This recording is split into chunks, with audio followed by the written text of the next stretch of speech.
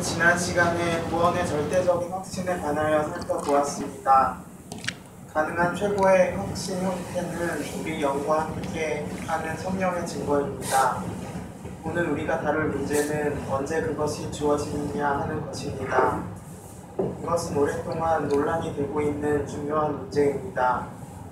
본문 16절을 성령의 평범한 사역과 동일시하는 사람들은 그런 일이 모든 그리스도인이 중생할 때 일어난다고 주장합니다.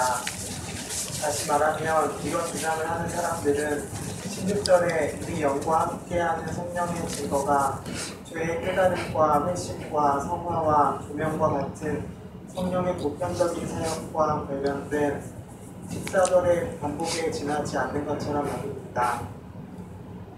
우리는 16절과 관련된 이런 주장에 대하여 16절이 구원의 절대적인 확신을 말하고 있음을 논증하고자 합니다. 오늘 우리는 구원의 절대적인 확신 논증에 관하여 공부하겠습니다. 네, 오늘 다룰 내용은 다소 이론적입니다. 그런데 이것은 성령 세례에 대한 계속되는 논쟁 사항입니다. 우리 개혁주의 안에는 큰 두 가지 흐름이 있는데 가장 주된 흐름은 그 성령 세례를 인정하지 않고 성령 세례란 성령의 인침과 같고, 그리고 이 성령 세례나 성령의 인침은 성령으로 거듭날 때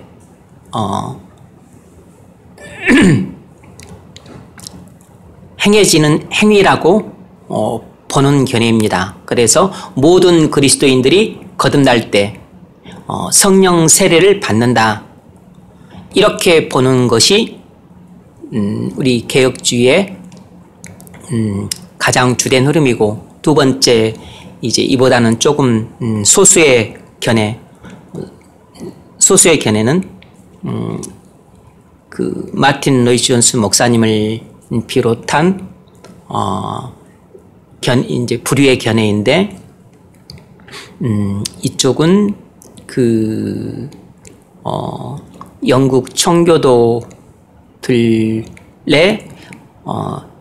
모든 영국 청교도들이 다 그런 건 아니에요. 영국 청교도들의 전통을 이어받은 이 청교도 신학을 견지한 우리 개혁주의에 속한 다수의 목사님들과, 그리고 우리하고는 신학은 사뭇 다르지만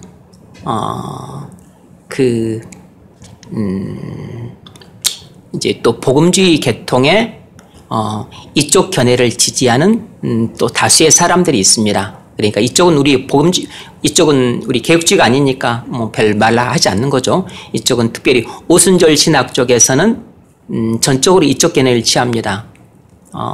오순절 쪽이라면 그 흔히 순복음 교회를 생각하시면 돼요. 감리교, 물론 감리교로 오순절 하지 않지만 감리교, 그리고 성결교, 그리고 오순절. 네, 이제 이런 쪽 계통은 다 이쪽을 견해를 취한다고 보시면 됩니다. 반대하는 쪽은 이제 뭐 칼로 무 자르듯이 전부 다 그렇다, 그렇게 볼 수는 없지만 대체적으로 화려한 개혁주의 신학 쪽이 이쪽 입장이 좀 강합니다. 이쪽은 대륙적이고 이쪽은 영국 청교도 쪽이죠. 어쨌든 우리 개혁주의 신학 쪽에는 두 가지 큰 흐름이 있지만, 네, 성령 세례나 성령의 인침은 모든 그리스도인이 거듭날 때 일어나는 일이다라고 보는 것이고, 이쪽은 아니다. 우리가 거듭날 때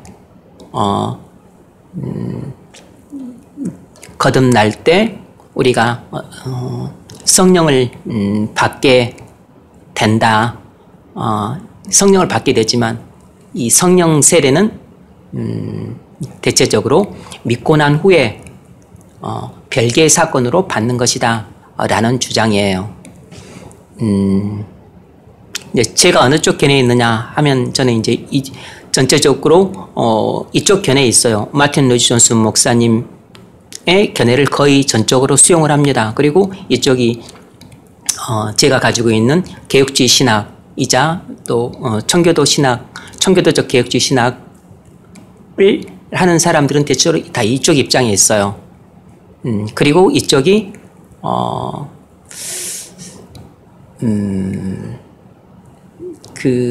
오늘날 일어나는 여러 가지 현상들을 설명하는데 훨씬 더 실제적이고 그리고 보다 더 또 실용적이라고 볼 수 있습니다. 실용적이라고 보면 현실적이라고 할 수 있습니다.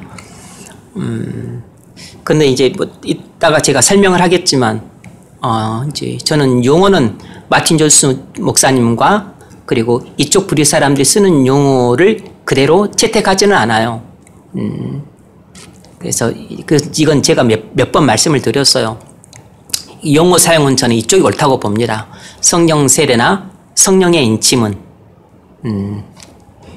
사람이 예수를 믿어서 성령으로 거듭날 때 일어나는 일이 성령 세례라고 보고 그것을 또 다른 말로는 성령의 인침이라고 보는 것이 옳다고 생각을 해요. 이 용어 가지고도 아주 논쟁이 깊습니다. 여러분들은 별 관심 없겠지만 신학적으로는 아주 중요한 문제예요.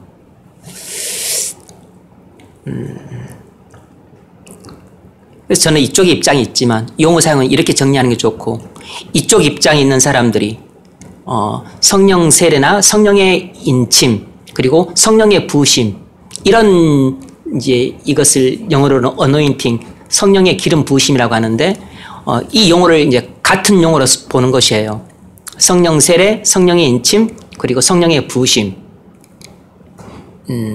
그런데 저는 성령 세례나 성령의 인침은 그냥 거듭날 때 성령께서 행하신 행위라고 보는 것이 옳다고 보고 저는 그냥 이쪽에서 주장하는 그러니까 거듭남과는 별개의 그 사건 그것을 그냥 성령의 부심이라는 용어로 저는 통일해서 사용을 하고 있어요. 그러니까 실제적으로 내용적인 측면에서는 저는 이쪽 입장에 있기 때문에 이쪽 견해라고 보시면 됩니다. 다만 용어는 이제 이 개혁주의 메인스트림이 사용하는 용어 사용이 더 옳다고 보는 것이에요. 그래서 제가 이렇게 용어를 사용하니까 여러분도 이렇게 이해를 하시면 됩니다. 여러분도 제 견해를 따라오시면 돼요. 왜냐 그러면 어쨌든 내용적으로는 이것이 저는 옳다고 하는 입장이 있기 때문에 그렇다 그래서 이쪽이 옳으면 이쪽은 뭐 이단이냐 뭐 그런 것은 아니에요. 약간 신학적인 견해 차이일 뿐입니다. 오늘 그 내용을 설명할 텐데 마틴 로이드 존스 목사님 이제 설교 집을 읽다 보면 뭐 이 문제에 대해서 아주 또 자세하게 강도 높게 그리고 빈번하게 다뤄요. 이게 중요한 문제로 보는 거죠. 신학적으로도 신학적으로도 중요하지만 현실적으로도 중요하다고 봐야 됩니다. 왜냐하면 이것을 믿는 사람들의 그 신앙과 이것을 믿지 않는다는 사람들의 신앙이 좀 약간 좀 다르다고 볼 수 있으니까 이쪽은 대단히 좀 메말라요. 그런데 이쪽은 대단히 조금 뭔가 뜨겁고 활력이 좀 있습니다. 그래서 굳이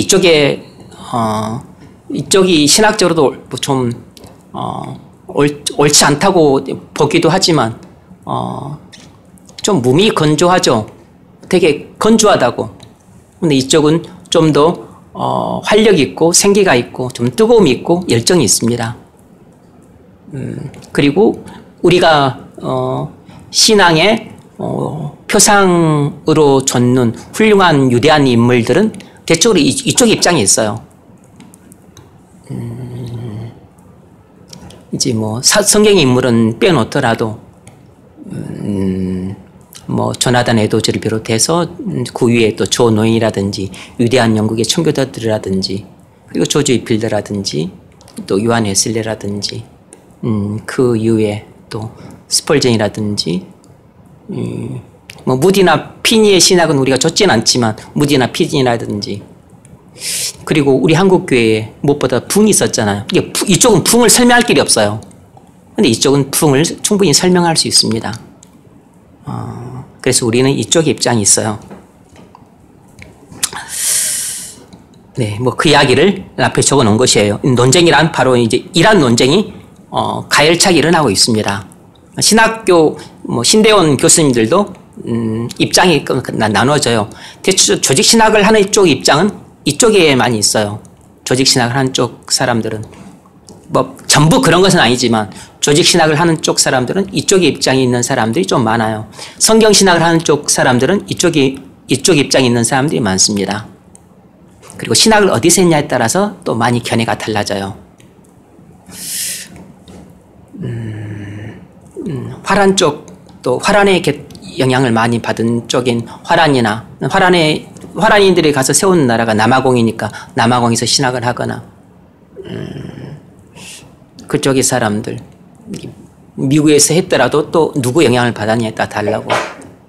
이쪽은 또 이 미국의 신학은 영국에서 건너온 신학이니까 영국 청교도의 신학도 있지만 또 화란 쪽에서도 많이 건너와서 또 신학교를 세우고 했어요. 그 영국에 있는 여러 교파나 교단들이 있는데 미국은 많은 곳에서 건너왔어요. 영국에서도 대거 청교도들이 건너와서 미국을 세웠지만 나중에 화란인들도 많이 건너와서 화란 쪽에 화란 개혁주의도 많이 있어요.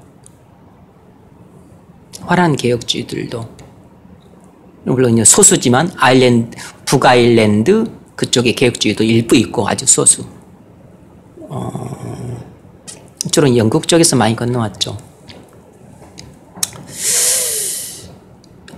미국의 신학교에 주된 것은 프린스턴 신학교인데 지금은 자유주화가 됐어요. 그래서 지금은 별 볼 일 없고 자유주화 되기 이전에 1931년 이전 구 프린스턴 신학교의 그 학문적 전통은 영국 청교도들이에요.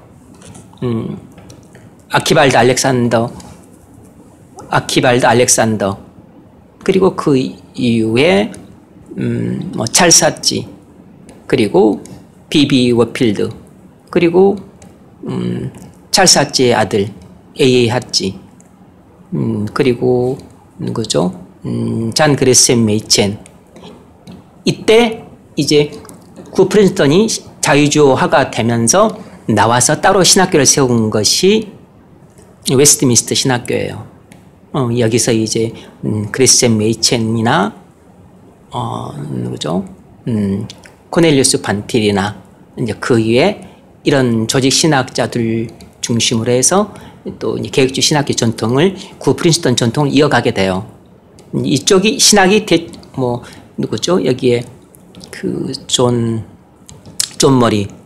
머리라든지 이제 이쪽이 전부 이 신학 전통을 이어받는 사람들이에요. 제가 조금 전에 언급했던 사람들은 전부 다 조직 신학자들이에요.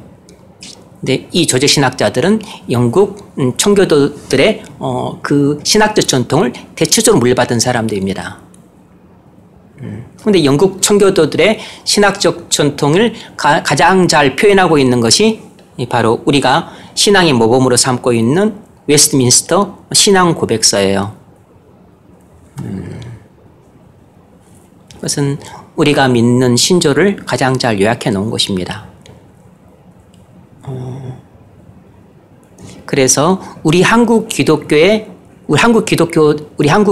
장로교의 신학적 전통도 물론 이 미국, 캐나다, 호주, 영국 각지에서 다 왔지만 주로 미국에서 많이 왔죠. 그래서 우리는 미국 장로교 전통을 이어받고 있는데 우리 교단 자체가 언더우드 영향을 많이 받았잖아요. 그래서 미국 북장로교나 남장로교 영향을 많이 받았죠.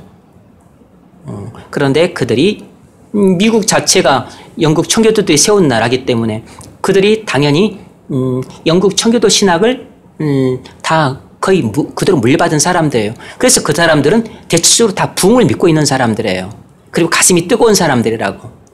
성령의 부으심을 경험한 사람들도 많이 있죠.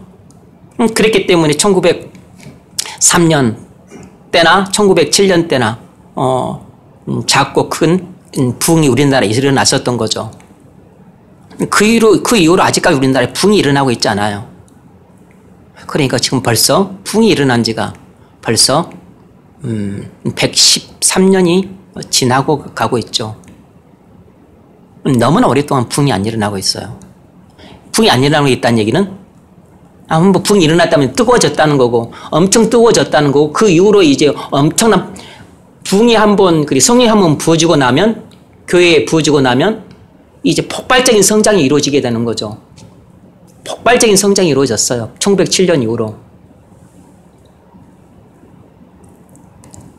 그러다가 이제 계속 폭발적 성장이 이루어지는 게 아니죠. 이제 불길이 다시 또 사그러들면 다시 이제 교회가 다시 또 기울어져 가죠. 계속 교회가, 한국 교회는 지금 기울어져 가고 있는 거죠. 그 정점을 언제라고 말하기는 쉽지 않지만 그 정점은 한 1980년대 중후반 정도까지라고 보여져요. 1980년대 중후반 때까지 한국 교회는 계속 폭발적으로 성장을 했어요. 그래서 70년대 막 그때 개척했던 목사님들은 그냥 차막만 지어놔도 사람들이 막 스스로 제 발로 들어왔어요. 그래서 70년대, 80년대 중반, 그런 80년대 후반 가면서 이제 아마 꺾이기 시작했을 겁니다. 통계를 보면 알 수 있는데. 그리고 이제 90년대 하락세에 들고 2000년대부터 완연한 하락세로 지금 접어들고 있는 거죠. 그래서 한 번이 이제 기울어지기 시작하면 계속 내리막길이에요. 계속 내리막길인 겁니다. 그래서 이것은 단순히 신학적인 문제만은 아니고, 그리고 이론상의 문제만이 아니라 오늘날 이제 어떤 신학과 교리로 무장을 해서 강단에서 설교하고 가르치느냐, 이제 이것이 그 교회에 적용이 되는 것이에요. 이게 이제 교인들의 심령 속에 신앙이 심어지는 것입니다. 그래서 목사가 어떤 신학과 교리를 갖고 있느냐 하는 것은 대단히 중요한 문제예요. 그래서 만일 이제 이런 것이 없으면 성령의 부으심과 부흥만이 교회를 진정으로 살릴 수 있는 길이다. 그리고 또 이것이 우리가 추구해야 될 또 최고의 신앙이다. 그리고 우리가 정말 사모하고 또 간구하고 그리고 부르짖어야 될 것들이다. 이제 이런 믿음으로 무장되어 있는 목사라면 당연히 교회를 이제 그런 식으로 이끌고 갈 텐데, 그렇지 않으면 교회를 이제 어떻게 이끌고 가겠어요? 다른 신학으로 무장을 하겠죠. 다른 신학 무장을 하게 되면 그 사람의 이제 그것이 자신의 목회 신학이 되고 목회 철학이 되고 철학이 되는 거죠. 그리고 이제 자기 개인의 목회 신념이 되는 겁니다. 그럼 그것을 가지고 이제 교회를 지도해 가는 것이에요. 그럼 어떻게 대부분 어떤 경향으로 일어날까요? 교회의 성장 운동에 영향을 받아서 교회의 사이즈를 키우는 것을 목회의 성공이라 생각하고, 그것이 하나님께 최고로 영광을 돌리는 것을 생각해요. 그래서 큰 교회를 이루는 것을 지상 목표로 삼는 경우가 대부분이에요. 전부 그런다고 볼 수 없지만, 그러니까 그냥 크게 그냥 굵직하게 나누자면 그렇다는 이야기입니다. 굵직하게 나누자면.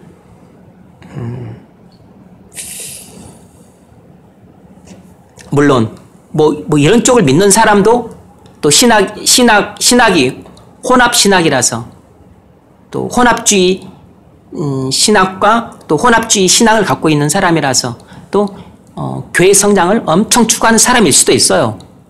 근데 제가 이제 크게 나누자면 그냥 이렇게 딱 좀 나눌 수 있다는 거죠. 그래서 이것은 오랫동안 논란이 되고 있는 중요한 문제예요. 그 가운데 이제 이 16절도 그런 논쟁의 이슈가 되는 구절이라는 거죠. 16절을 평범하게 그냥 성령의 일반적인 사역의 하나로 볼 것인지, 아니면 마틴 요준 목사님처럼 이것은 성령이 부어질 때만 일어나는 구원의 절대적인 확신을 가리키는 구절로 볼 것인지, 신학적인 관점에 따라서 해석이 달라지는 것입니다. 근데 일단 우리는 마틴 로이존스 목사님 견해를 따르고 있기 때문에 그런 견해로 해석을 하는 것이에요.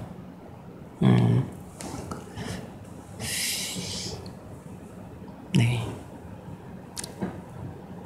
전체적인 흐름을 아시겠죠? 네. 1번 문제 읽으세요.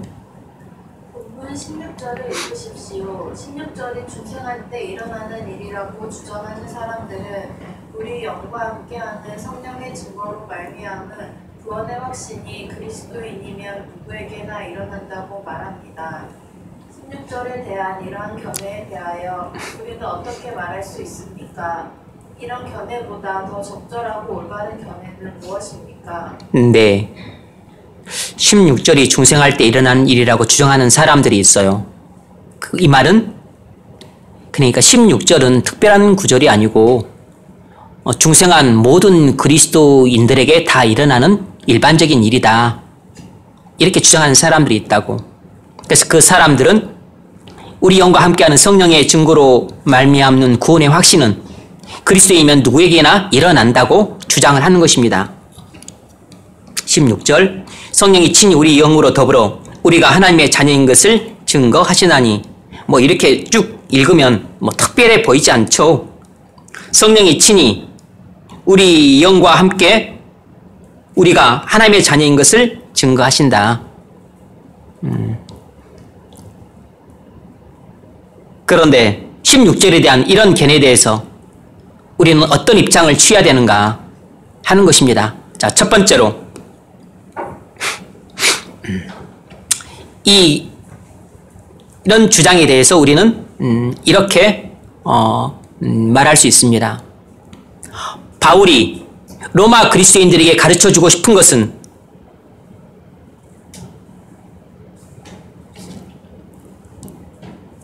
그들 자신의 영이 증가하는 이상의 절대적인 확신을 가질 수 있다는 것입니다.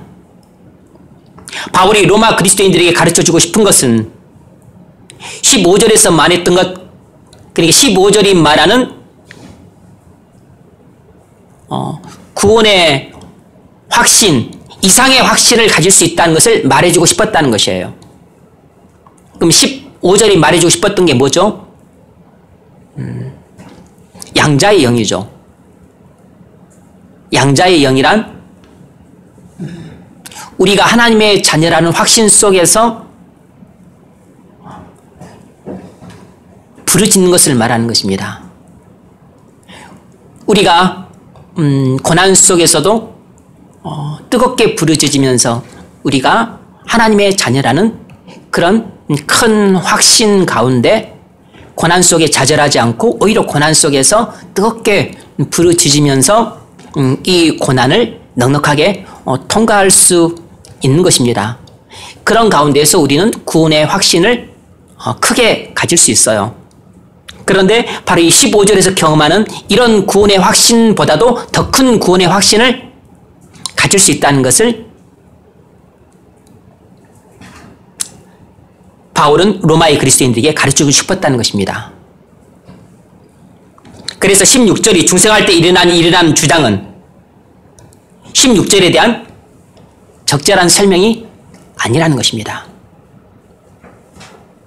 모든 그리스도인이 중생할 때 15절이나 16절과 같은 일들을 경험한다고 말할 수 없다는 것이에요. 양자의 영을 받는다고 하는 것은 하나님이 나의 아버지시고 내가 하나님의 자녀라는 확신 속에서 고난이 닥칠지라도 우리는 굴복하지 않고 뜨겁게 부르짖음으로써 고난을 감내하고 마침내 극복함으로써 은혜를 체험하는 것입니다. 이런 정도의 구원의 확신은 성령께서 우리에게 양자의 영을 부어주셨을 때 일어나는 일이에요. 그런데 이런 일이 모든 그리스도인들이 거듭날 때 다 이런 정도의 구원의 확신을 받는다고 말할 수 있느냐? 그렇다라고 하는 쪽이 이쪽 입장이고 아니다 라고 말하는 쪽이 이쪽 입장인 것이에요. 사실상 이것은 칼로 무 자르듯이 그렇게 말하긴 쉽지 않아요. 그리고 이것이 15절이고 16절은 성령의 증거라고 하는 것은 우리 영과 더불어 하시는 성령의 증거라고 하는 것은 성령이 친히 우리 영과 더불어 성령이 우리 영으로 더불어 우리가 하나님의 자녀인 것을 증거하시나니 이 성령께서 우리 영에게 직접 너는 하나님의 자녀야 라고 도장을 꽝 찍어주는 것 같은 부인할래야 부인할 수 없는 구원의 절대적인 확신을 주는 일, 이런 일들이 모든 그리스도인들에게 일어날 수 있다고 할 수 있느냐? 여기서는 이제 그렇게 보지 않는 거죠. 이것을 구원의 절대적인 확신이라고 그렇게 해석을 하지 않는 것이에요. 어쨌든 16절은 모든 그리스도인에게 일어나는 일이다 라고 주장하는 입장이고 여기는 아니다. 그리스도인들여도 15절을 경험하지 못하는 사람도 있고 그리고 15절을 경험했어도 16절을 경험하지 못하는 사람들이 있다라고 하는 것입니다. 그러니까 15절과 16절은 그리스도인들 중에서도 이런 구원의 확신을 가진 사람들이 있고 그리고 못 가진 사람들도 많이 있다는 것입니다.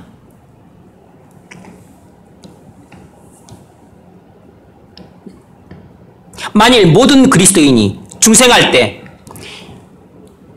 성령의 인도를 내가 받고 있다라는 것을 확신하는 정도의 이런 확신 말고 그러니까 하나님이 나의 아버지시라는 확신 속에서 어떤 고난이 닥치더라도 절대로 좌절하지 않고 부르짖음으로써 고난을 극복해내는 이런 확신 그리고 성령께서 내가 하나님의 자녀라는 이 절대적인 확신을 주는 일 이런 일들을 갖는다면 어떻게 그리스도인들 중에 이렇게 수많은 사람들이 무능할 수 있느냐? 이 질문에 대해서 대답하기가 곤란한 것입니다. 만일 모든 그리스도인이 중생할 때 이런 확신을 갖는다면 어떻게 많은 그리스도인들이 이렇게 무력한 상태에 있을 수 있느냐? 따라서 15절, 16절이 모든 그리스도인이 중생할 때 경험하는 확신이다 라고 말하는 주장은 틀린 주장이라는 것입니다.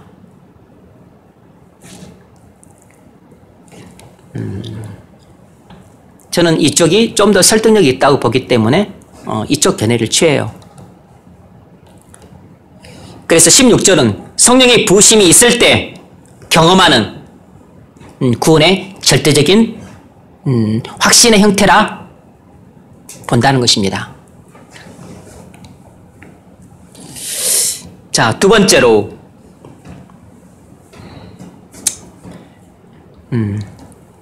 그러니까 이런 견해 14절이든 15절이든 16절이든 전부 그리스도인이 거듭날 때 경험하는 구원의 확신이다 라고 하는 이런 견해는 사도행전 2장과 조화가 안 된다는 것입니다.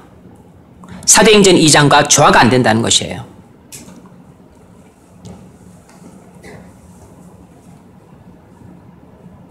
개혁주의 안에서도 이 성령의 부으심이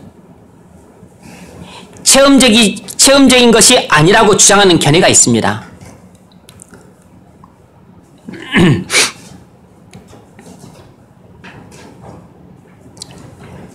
그러니까 이 개혁주의 안에서 성령 세례가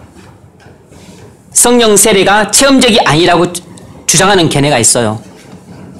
성령 세례가 체험적이 아니라는 말은 무슨 말이냐면 앞서 말씀드렸던 것처럼 성령 세례는 사람이 거듭날 때 일어난 일이다 라고 하는 주장이에요. 그러니까 우리가 거듭날 때 그것을 이 성령 세례를 받게 되는데 그때 우리는 이것이 내 몸에 일어났는지 안 일어났는지 알 수 없다는 것이에요. 인지할 수 없다는 것입니다. 그래서 성령 세례는 체험적이지 않다고 주장을 하는 것이에요. 이쪽 입장은.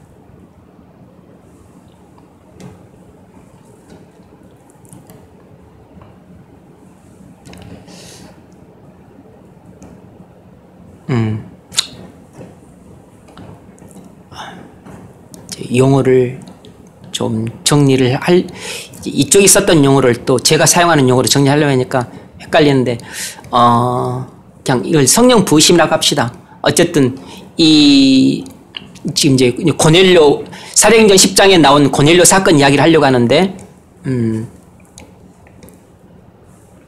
성령 부으심은 체험적이지 않다고, 이제 이쪽은 주장을 하는 것입니다. 그러니까 이쪽 입장은 성령 부으심, 뭐 그런 것을 특별하게 보지 않는 것이에요.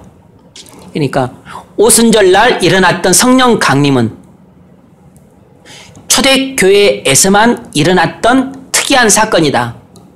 그래서 그 사건은 단회적 사건이다. 따라서 초대교회가 종결됨으로써 그런 류의 사건은 종결되었다. 그러니까 은사는 신약성경이 완성되면서 종결되었다라고 하는 입장이 이쪽 입장이에요.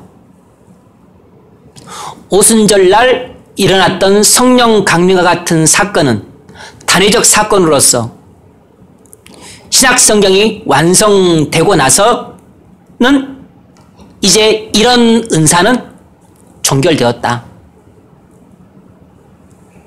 라고 하는 것이 우리 개혁주의의 주류의 입장이라고. 근데 아니다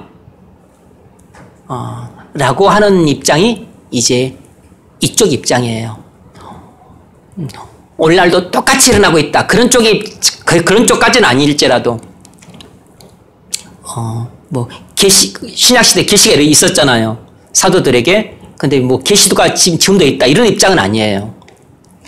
그러나 이런 성령의 부심, 오순절날 성령 강림 사건을 성령의 부심으로 보는 겁니다. 이런 성령의 부심은 오순절 날에도 있었지만 과거에도 있었고 그리고 오늘날도 있다 라고 하는 입장입니다. 그래서 오순절에 일어났던 성령 강림 사건은 본질적으로 뭐와 같냐면 16세기 종교개혁 때 일어났던 부흥 때 일어났던 일과 같고, 그리고 특별히 그 18세기 영국과 미국의 영적 대강석 때 일어났던 그 성령의 부심, 19세기에 일어났던 또 여러 가지 그 부흥들, 웨일즈의 부흥들, 그리고 또 20세기에 일어났던 뭐 중국이나 인도나 그리고 콩고나 그리고 우리나라 이런 곳에 일어났던 부흥들, 이런 것들은 본질적으로 오순절날 부어졌던 성령 강림 사건과 똑같다. 왜냐하면 성령이 부어졌기 때문에 일어난 일이다 라고 하는 입장이에요. 근데 이쪽은 뭐 성령 세례, 성령의 인침, 성령의 부심, 용어를 이제 다 달리 보는 거죠. 성령 세례나 성령 부심은 모든 그리스도인이 거듭날 때 일어난 일이고, 그리고 만약 성령의 뭐 이제 부심 이런 말은 성령 충만으로 생각을 하는 것입니다. 여기서 말하는 이쪽 입장은 성령 부심은 성령 세례고 성령의 인침인데, 이쪽이 볼 때 이 성령의 부심은 성령 충만으로 보는 것이에요. 성령 충만함으로. 그래서 이쪽 입장은 오늘날에는 오순절날 일어났던 성령 부심 같은 사건은 이제 더 이상 없다. 끝. 신약성경 완성되면서 끝. 그러면 그 이후부터는 성령의 부심만, 성령 충만함만 있다 라고 하는 입장이에요. 성령 충만함. 그래서 여기서는 성령 충만함이 최고의 용어예요. 여기서는 그래서 성령 충만함만 추구해요. 성령 충만함만. 뭐 성령 충만을 받으면 어떻게 해야 되는가? 기도해야 된다. 가장 중요한 것은 기도해야 된다. 그리고 당연히 말씀 충만할 때 성령 충만한다. 그러니까 말씀으로 충만해야 된다.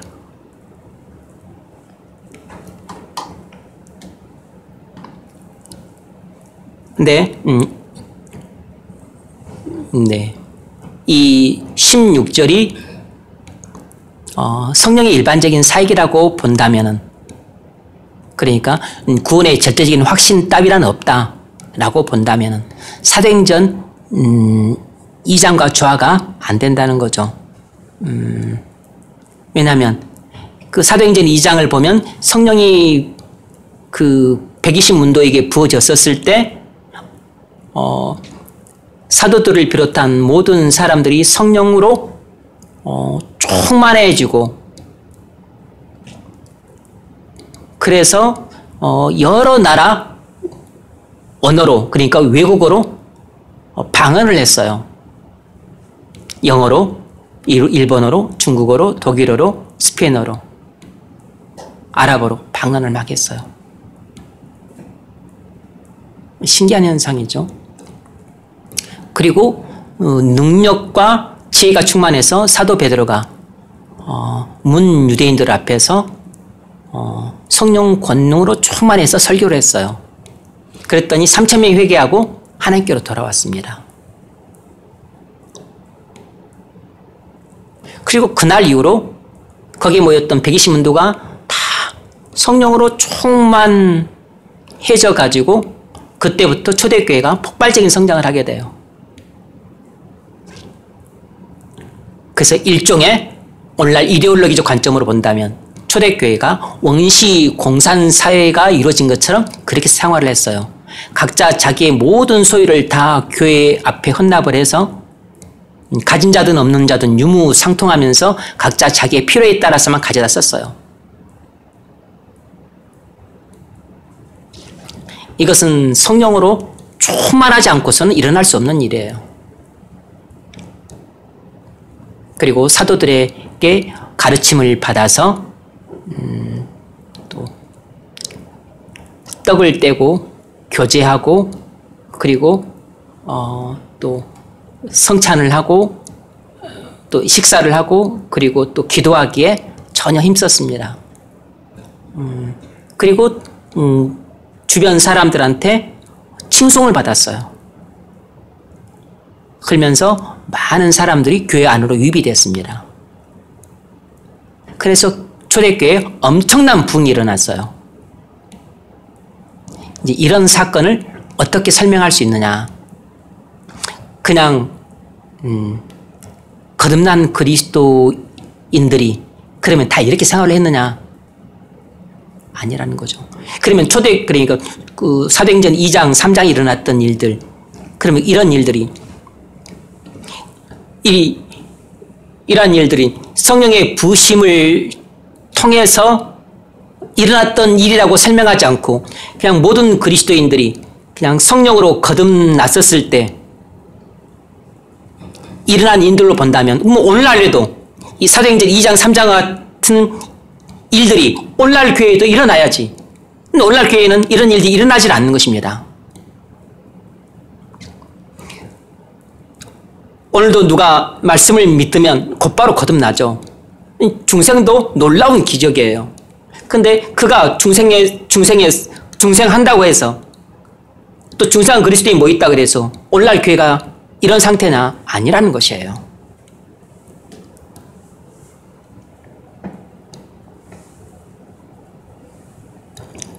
그래서 이 사도행전 2장에서 일어났던 일을 설명할 수가 없고 또 3장에서 일어났던 일들도 설명할 수가 없어요. 그냥 전체적으로 말하자면 사도행전에 일어난 일들을 성령의 부으심을 인정하지 않고는 사도행전에 일어난 일들을 거의 설명할 수가 없어요. 이것이 이쪽 입장의 한계입니다. 이쪽 입장의 한계예요. 그래서 성령의 부으심이 체험적이 아니라면 어떻게 베드로가 고넬료와 그 가족들과 함께했던 무리들에게 성령이 부어진 것을 알 수 있었겠어요? 성령이 부어지는 것이 체험적인 사건이 아니라면 성령이 그들에게 부어지는 것을 사도가 다 보고 사도가 놀랐어요. 그리고 성령이 부어지는 것이 막 눈에 모처럼 보인 게 아니고 성령이 부어질 때 이 성령의 부심을 받는 사람들에게서 막 특이한 현상이 뭐 일어났던 것을 본인들도 체험을 하지만 주변에 있는 사람들도 체험을 하는 거죠. 말씀을 전하고 있는 사도 베드로가 그것을 다 보고 알아차리고 놀랬던 것입니다. 그리고 베드로와 함께하는 일행들도 그것을 보고 놀랬어요. 이따가 지금 다시 한번 살펴볼 텐데 사도행전 그 10장을 보십시오. 10장 후반부.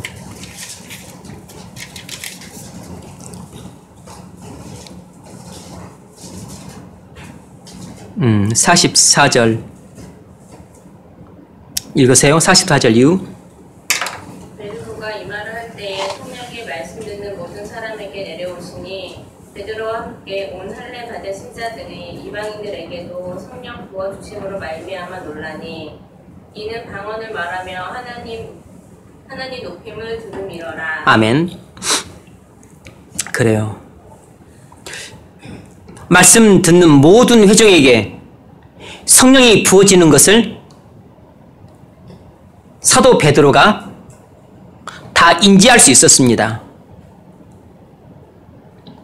그러자 베드로와 함께 온 할례 받은 신자들이란 유대인들을 말하는 거죠. 유대인들이 이방인들에게 성령 부어진 것을 보고 놀랐어요. 이것이 지금 사도 베드로가 이방인들에게 행한 첫 선교예요. 첫 선교. 이방인들에 대한 첫 선교라고.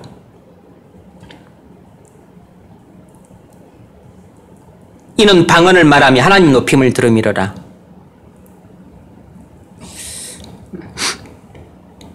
그래서 이것은 성령 충만함으로 설명할 수가 없는 것입니다. 그리고 단순히 성령 세례를 받아서 거듭난 사건으로 설명하기가 어려워요. 그래서 양쪽 입장이 치열하게 또 그 대립을 합니다. 따라서 이런 주장은 그냥 전부 이런 그러니까 그 로마서 8장 16절을 그냥 성령의 일반적인 사역이다. 모든 그리스도인들은 이런 확신을 다 가지고 있다. 이렇게 주장하는 것은 성령을 소멸하는 죄에 해당된다고 비판하는 것입니다. 자, 세 번째로 이 견해는 사도행전 8장, 10장, 19장을 설명 못한다는 것입니다. 사도행전 8장, 10장, 19장을 설명 못한다는 것이에요. 이것만 설명 못하는 게 아니라 사도행전에 나온 많은 사건들을 설명을 못해요. 사도행전 8장에는 무슨 사건이 나오죠? 빌립 집사의 사마리아 전도 사건이 나오죠. 예루살렘 교회가 박해를 받으면서 빌립이 사마리아로 가서 전도를 하게 돼요. 그래서 많은 사마리아 사람들이 믿고 세례를 받았습니다. 그러나 아직 성령을 못 받았어요. 그런데 사도 베드로와 요한이 그들에게 안수를 하자 그들이 성령을 받게 됩니다.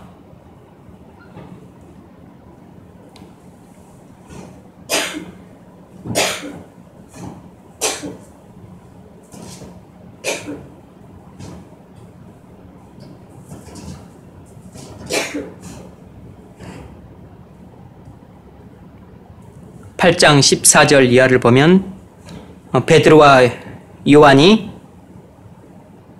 성령 받기를 기도하니 17절 두 사도가 그들에게 안수하며 성령을 받는지라.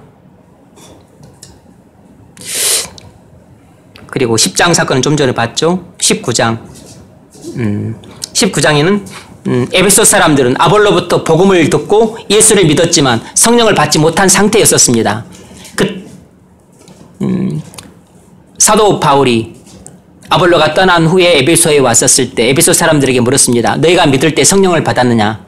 아니라 우리는 성령이 있음을 듣지도 못했노라. 그러자 사도 바울이 에베소 교회 성도들에게 안수하여 성령 받기를 기도하자 그들에게 성령이 임했습니다. 성령이 부어진 거죠. 단순히 중생한 것이 아니고 그들에게 성령이 부어진 것입니다. 그러니까 그들에게 성령이 임한 것을 받은 사람이나 그리고 또 안수를 한 사람이 다 알 수 있었죠. 사도행전 19장 6절을 보면 바울이 그들에게 안수하매 성령이 그들에게 임하심으로 방언도 하고 예언도 하니 모두 12사람쯤 되니라. 그러니까 보통 우리가 성령 세례를 받아서 거듭날 때는 그것은 체험적이지 않아요. 그건 거듭났는지 본인도 모르고 그리고 다른 사람도 몰라요. 왜냐하면 체험적이지 않기 때문에. 성령 세례를 받아서 거듭날 때는 거듭남은 체험적이지 않기 때문에 내가 거듭났는지 거듭나지 않았는지 사실 알 수 없습니다. 그런데 성령이 부어졌었을 때는 체험적이기 때문에 받은 사람도 알고 그리고 다른 사람도 알게 돼요. 이것이 다른 것입니다. 성령 세례는 체험적이지 않기 때문에 받은 사람이든 그리고 주변 사람이든 몰라요. 그러나 성령의 부으심은 체험적이기 때문에 받은 사람도 알고 그리고 주변 사람도 아는 것입니다.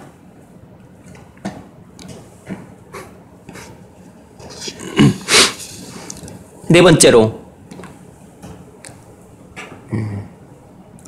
16절이 성령의 일반적인 사역이다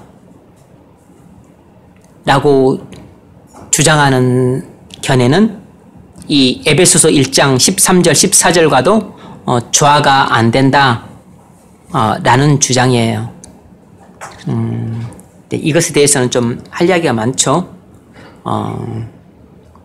그 읽어보세요. 에베소서 1장.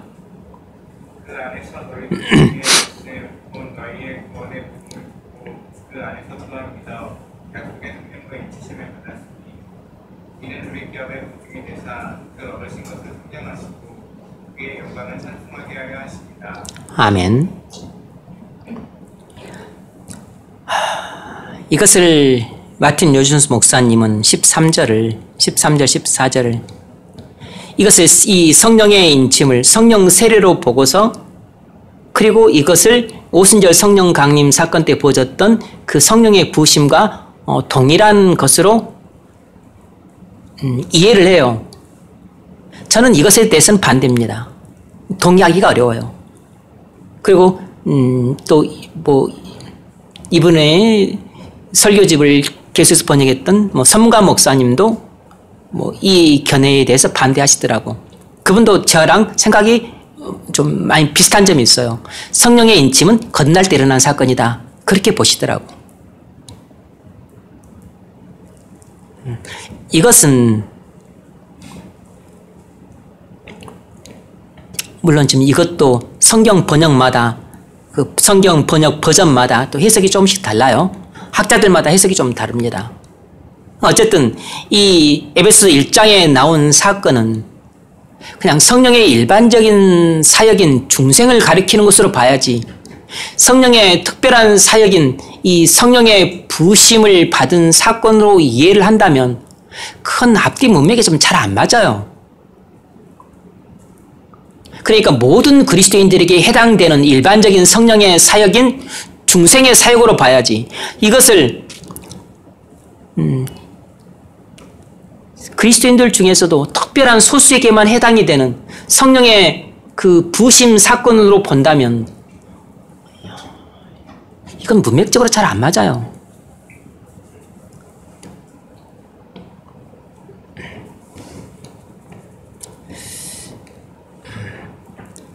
제가 이제 뭐 그냥 걔네만 간단하게 소개하고 지나갈 테니까 여러분들은 뭐 듣고 필요하면 적고 아니면 마십시오. 찰스 핫지는 구 프린스턴 신학 조직 신학 교수라 그랬죠. 찰스 핫지는 이 마틴 로이드 존스 목사님 이 견해 쪽에 있어요. 그러니까 이것을 어떻게 해석을 하냐면 그는 이제 이것은 여러분들에게 자세하게 설명할 수 없는 것은 이것은 원어 해석과 관련이 되기 때문에 그래요. 근데 원어를 놓고 또 해석이 분분하기 때문에 그러니까 원어만 갖고도 원어를 보니까 해석은 절대적으로 이렇게 해야 되고 이렇게 하면 안 된다. 또 이것이 없기 때문에 원어만 갖고도 또 해석을 명확하게 해낼 수가 없어요. 찰사치의 견해는 너희가 믿었고 그 다음에 성령의 인침을 받았다. 이렇게 해석을 해야 옳다고 봐요. 그러니까 찰사치는 성령의 인침을 성령의 부심으로 해석하고 있는 것입니다.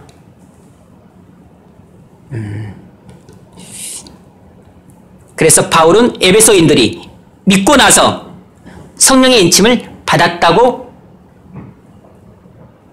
말하는 것입니다. 그래서 찰스 핫지나 또 마틴 로이드 존스 목사님이나 그리고 이쪽에 있는 사람들은 이 진술은 믿는 것과 성령의 인침을 받는 것이 서로 별개의 사건으로 해석을 하는 것이에요.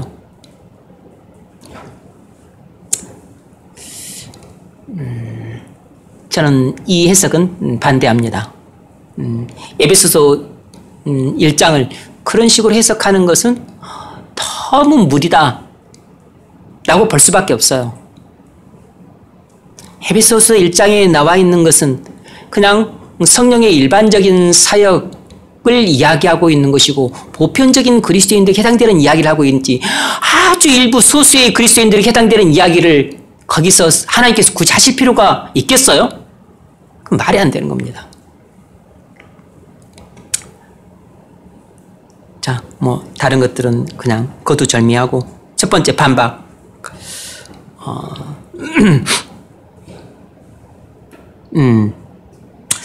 사도행전 11장은 이제 이건 설명이니까 잘 들으십시오. 사도행전 11장은 베드로가 예루살렘 교회로 올라와서 고넬료와 그 가족들과 함께했던 이방인들이 왜 교회로 들어오는 것을 허락했는지 변호하고 있는 내용이에요. 그러니까 사도행전 10장에 나온 사건은 사도 베드로가 저지른 사건이잖아요. 이걸로 인해서 사도 베드로가 예루살렘 교회에 올라와서 무척 곤란했어요. 예루살렘 교회에 있던 유대 보수파 그 그리스도인들이 네가 도대체 무슨 짓을 하고 한 줄 아느냐? 왜 이방인들에게 복음을 전해서 그들을 교회 안으로 들어오게 만들었느냐? 이런 황당한 생각을 하고 있었던 겁니다. 이방인들의 선교를 하나님이 금하고 계시니까서 그들 믿고 있었어요. 그래서 사도 베드로는 입장이 곤란했기 때문에 이제 변호를 해야 됐습니다. 사도행전 10장 사건이 어떻게 일어났는지 11장에서 다시 설명을 하고 있어요. 아니다. 그건 내가 한 게 아니다. 나는 하나님이 시킨 대로 환상을 보여줘서 고넬 집에 갔을 뿐이고 말씀을 전해라 그래서 나는 말씀을 전했을 뿐이고 말씀 전했더니 성령이 하늘에서 부어져서 그들에게 임하더라. 하나님이 하신 일을 내가 어떻게 한단 말이냐. 그래서 나는 그들에게 물로 성령 세례를 줬을 뿐이다. 그 사건은 변하고 있는 것입니다. 읽으세요. 그런즉 하나님이 우리가 주 예수 그리스도를 믿을 때 주신 것과 같은 선물을 그들에게도 주셨으니 내가 누구에게 하나님을 능히 맡기느냐 하더라. 아멘. 하나님이 우리가 예수님을 믿을 때 주신 것 같은 선물을, 그것은 성령을 말하는 거죠. 그들에게도 주셨다. 지금 이렇게 반박을 하는 것입니다. 그러니까 하나님이 믿을 때 성령을 주셨다는 것입니다. 다른 많은 번역본들도 이런 주장을 하고 있어요. 우리가 예수 그리스도를 믿을 때 성령을 주셨다. 그러니까 고넬료에게 일어났던 사건은 중생 때 일어난 성령 세례다. 너희들이 말하는 것처럼 아주 믿고 나서 믿은 후에 그 다음에 부어지는 무슨 성령의 부으심 그런 것 아니다. 여기 봐라. 지금 사도 베드로가 그 사도행전 10장 사건을 지금 이렇게 설명하고 있지 않냐. 이렇게 반박을 하고 있는 것이에요. 이 반박에 대해서 다시 또 논박을 하겠죠. 마틴 로이스 존스 목사님 견해가 이것입니다. 그것은 성령 세례가 아니라는 것입니다. 이것은 죄송합니다. 근데 이 논박을 이제 어떻게 하고 있냐면 베드로와 다른 사도들이 예수를 믿은 후에 성령을 받았습니다. 이것은 맞죠? 모든 사도들과 또 베드로는 예수님을 믿은 후에 그리고 한참 뒤에 오순절날 성령을 받았어요. 마찬가지로 고넬료와 그 가족들도 믿고 난 다음에 성령을 받았다. 이렇게 주장을 하는 것입니다. 따라서 그 구절을 번역할 때 지금 우리 번역에 나온 것처럼 우리가 예수 그리스도를 믿을 때 주신 것 같은 성령을 때라고 번역하면 안 된다는 것입니다. 믿은 후에 이렇게 번역을 해야 옳다는 것이에요. 이 때라고 하면 동시가 되는 거잖아요. 동시. 여러분, 제가 가급적 빨리 그리고 그러면서도 자세하게 설명을 하려고 하는데 알아들으시겠어요? 그래도 큰 줄거리를 알아듣겠죠? 못 알아 들어도 괜찮아요.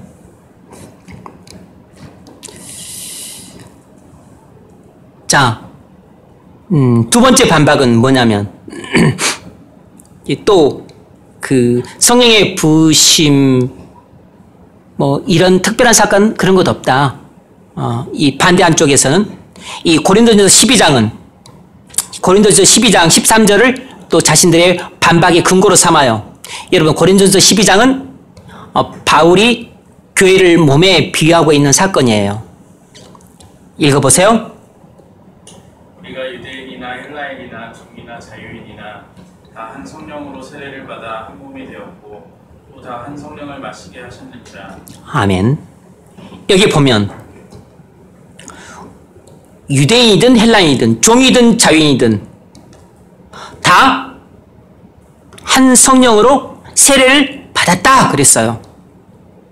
그러니까 이 진술은 모든 그리스도인이 성령 세례를 받았음을 말하고 있다는 것입니다.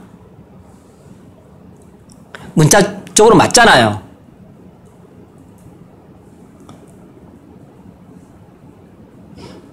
그래서 이런 구절들을 근거로 해서 저도 성령 세례는 중생할 때 받는 것이라고 말하는 것이 옳다는 입장이 있어요. 우리 동료들, 청교도 개혁주의 신학을 갖고 있는 우리 동료들 대부분도 다 우리는 붕을 믿는 입장이고 추구하는 입장이지만 또 각자 견해가 조금씩 다를 수 있죠. 근데 우리 가까운 동료도 그래서 성령 세례는 그냥 그러니까 중생할 때 일어나는 일이라고 보는 것이 좋겠다. 그런 입장에 있는 동료도 있어요.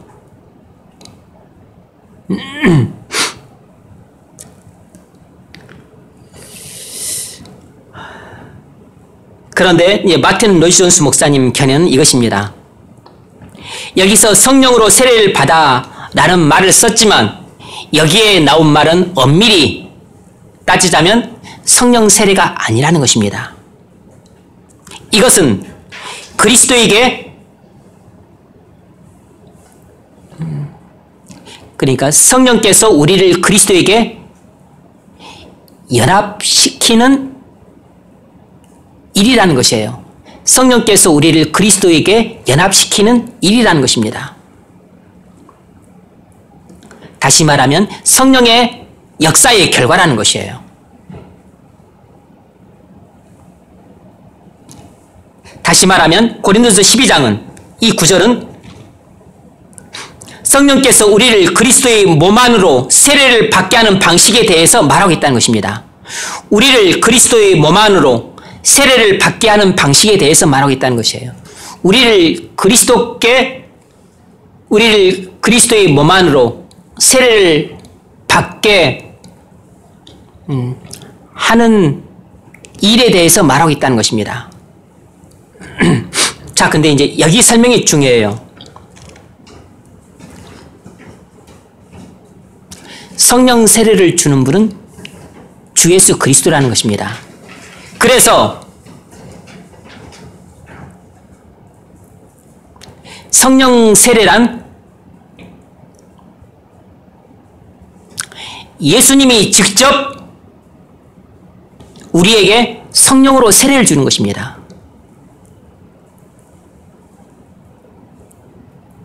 그러니까 지금 이 마틴 로이스 존스 목사님 견해가 이런 견해예요. 성령 세례란 예수님이 직접 우리에게 성령으로 세례를 주는 것이에요.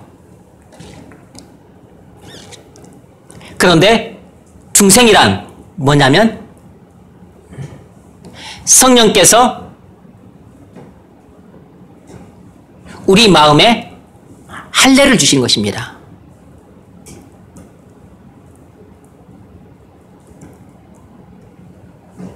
중생이란 성령께서 우리 마음에 할례를 주시는 것이에요.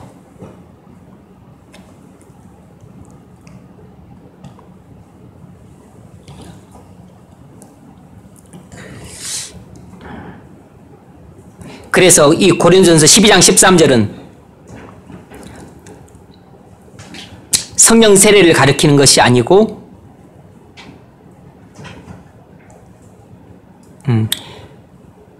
성령으로 행해지는 중생을 가리키는 것이다 라고 보는 거죠. 그래서 이것은 모든 그리스도인들에게 해당되는 일이라는 것입니다.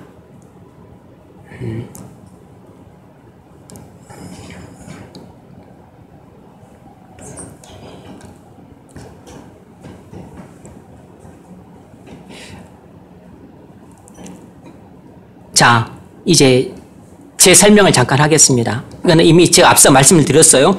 용어 정리를 해야 됩니다. 성령 세례란 성령의 임침과 같은 말입니다. 이것은 모든 사람들이 중생할 때 성령께서 행하시는 일을 말하는 것이에요. 모든 사람들이 거듭날 때 성령께서 사람에게 행하시는 일, 이것이 성령 세례고 성령의 인침입니다. 성령의 부으심은 믿고 난 다음에 주님이 직접 우리에게 성령을 부어주시는 것이에요. 주님이 직접 믿는 자에게 성령을 부어주시는 행위입니다. 이것을 성령의 부으심이라고 말할 수 있어요. 그래서 저는 용어를 이렇게 구분해서 사용을 해요.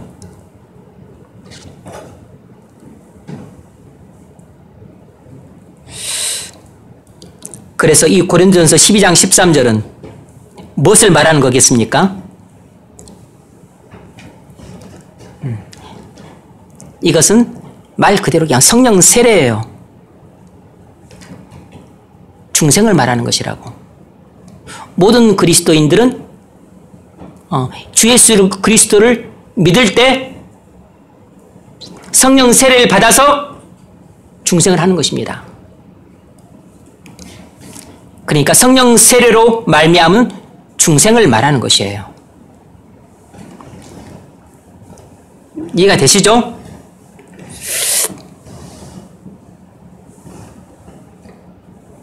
자, 이제 5번째.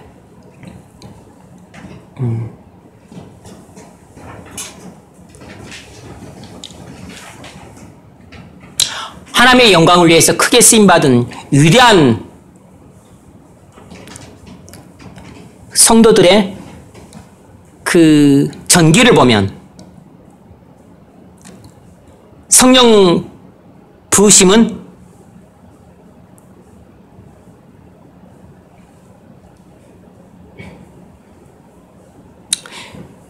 중생할 때 일어난 일이 아니라는 확신을 갖게 된다는 것입니다. 성령 부으심은 중생할 때 일어나는 일이 아니라는 확신을 갖게 된다는 것이에요. 그래서 몇 사람의 글을 잠깐 소개를 하겠습니다. 먼저 존 플라벨. 이건 이제 예증이죠. 존 플라벨은 17세기 영국 청교도였죠. 청교도 목사님이었습니다. 인간 영혼에 관한 소고에서 이렇게 말했어요. 이건 잠깐 들으세요.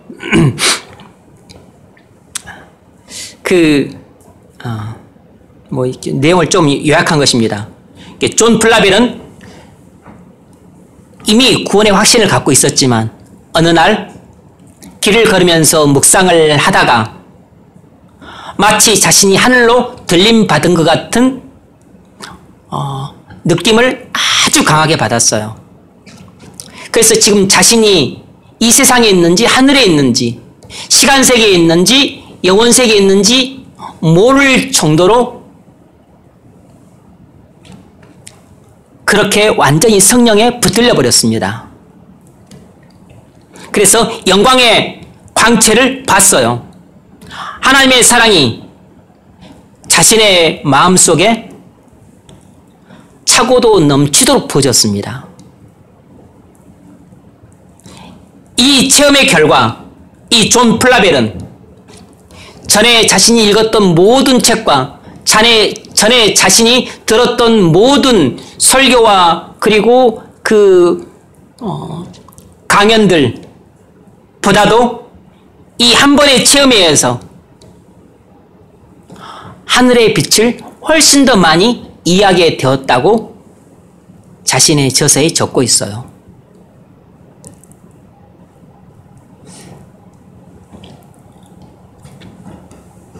이제 이런 것을 어떻게 설명을 하냐고. 이것은 이쪽 좀 메마른 신학 쪽에 있는 사람들이 주장하는 성령 충만함이라고 하는 용어로는 설명이 불가능해요. 설명할 수가 없다고.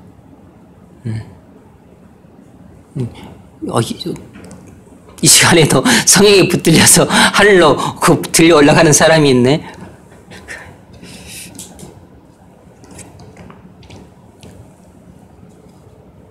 여러분, 근데 이런 체험은 여러분들 전기 읽으면서 많이 보셨을 거예요. 누구죠? 조나단 에드워즈도 했던 체험이고, 그리고 여러 성도들이 했던 체험입니다. 흔한 체험은 아니고 아주 위대한 하나님께 영광을 위해 쓰임받았던 위대한 성도들이 종종 했던 체험입니다. 요한 웨슬레가 했던 체험도 성령 충만함이라고 하는 용어로는 절대 설명이 불가능해요. 성령의 부으심이라고 하는 이 용어가 있어야만 설명이 가능해요. 요한 웨슬레는 1738년 3월에 이신칭의 믿음을 가졌습니다. 요한 웨슬레도 자신의 이 체험에 대해서 좀 분명하지 않았기 때문에 처음에는 이랬다, 나중에 또 다시 또 자신의 견해를 고쳤다 막 그랬어요. 어쨌든 1738년 3월에 의롭다함을 받는 믿음을 가졌다고 그렇게 나중에 이야기를 해요. 그러나 그 진리가 마음속에 인쳐지고 자기 마음이 이전과는 확연하게 다르게 뜨거워지게 된 것은 바로 그해 5월 24일이었다 그랬습니다. 5월 24일. 그러니까 그 3월에 이신칭이 믿음을 가졌다면 그로부터 한 2달 지난 5월 24일 엘더스 게이트가를 지날 때 누군가가 루터의 로마서 주석 서문을 읽는 것을 듣고서 갑자기 마음이 뜨거워지는 것을 경험을 하게 돼요. 그것이 그가 경험했던 성령의 부심의 사건입니다. 그리고 그 체험 후에 요한 웨슬레가 완전히 달라지게 됩니다. 그 전에 그는 미국 조지아주에 선교 갔다가 1년 동안 선교 갔다가 완전히 실패하고 돌아왔었어요. 그러니까 그는 패배자고 실패자고 그리고 무능한 사람이고 그리고 낙심 속에 빠져있던 사람이었습니다. 그런 그가 엘더스 게이트가를 지날 때 누군가가 읽었던 루터의 로마서 주석 서문을 듣고서 성령의 부음을 받게 된 것입니다. 그때 이후로 요한 웨슬레가 완전히 하나님이 함께 하시는 능력 있는 설교자로 탈바꿈을 하게 돼요. 그래서 그 전에는 뭇 군중들 앞에서 노상에서 설교를 못했어요. 근데 그때부터 뭇 군중들을 앞에 놓고 노상에서 설교를 할 때 많은 사람들이 회개하고 죽게 돌아오는 역사들이 그때부터 일어나기 시작을 했습니다. 그래서 하나님께서 함께 하시는 능력이 뚜렷하게 나타나게 된 것이 바로 그 체험 이후예요. 그 이전에도 요한 웨슬레의 열심은 타의 추종을 불허했습니다.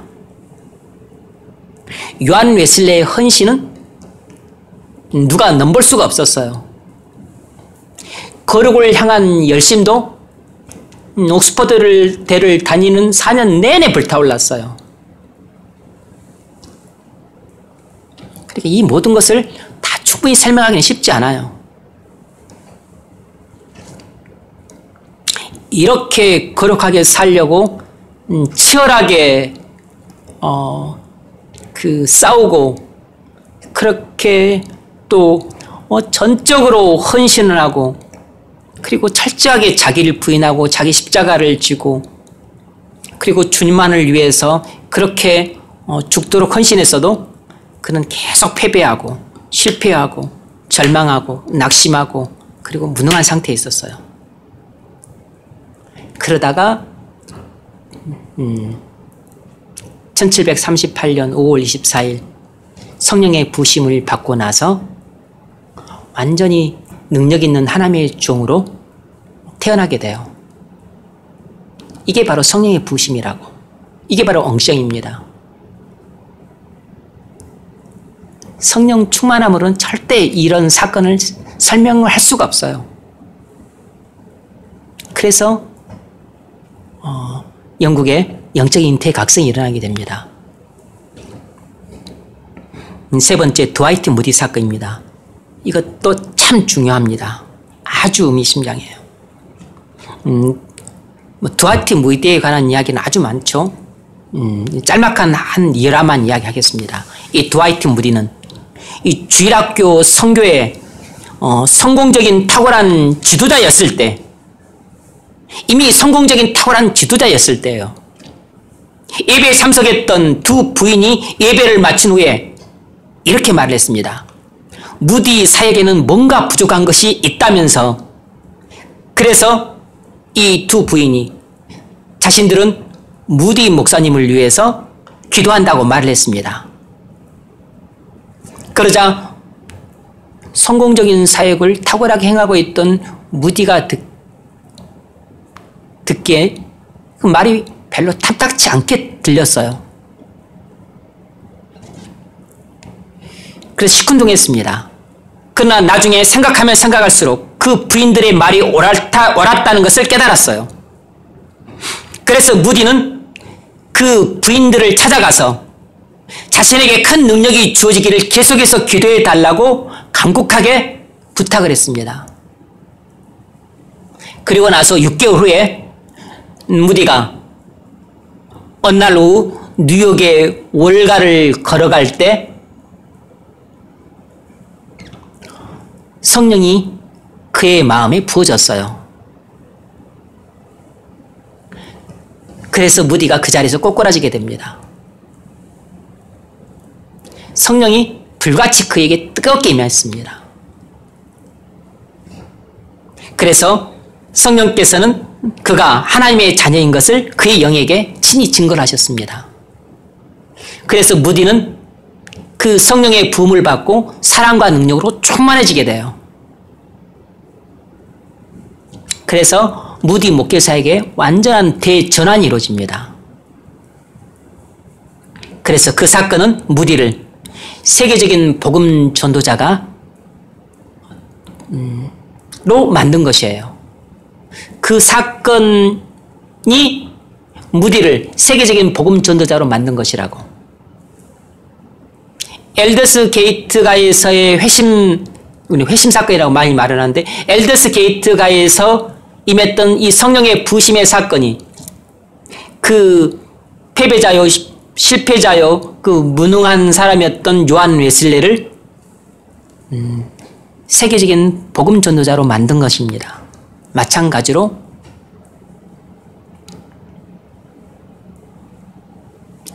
19세기 그 뉴욕 월가에서 무디에게 임했던 이 성령의 부으심이 무디를 세계적인 복음 전도자로 만든 것이에요. 자, 정리하자면 이 로마서 8장 15절과 16절 사이에는 바로 이런 간격이 있는 것입니다. 뛰어넘을 수 없는 이런 간격이 있는 것이에요. 그래서 오순절 날에 일어났던 일들이 오늘날에도 일어나고 있다고 말할 수 있습니다.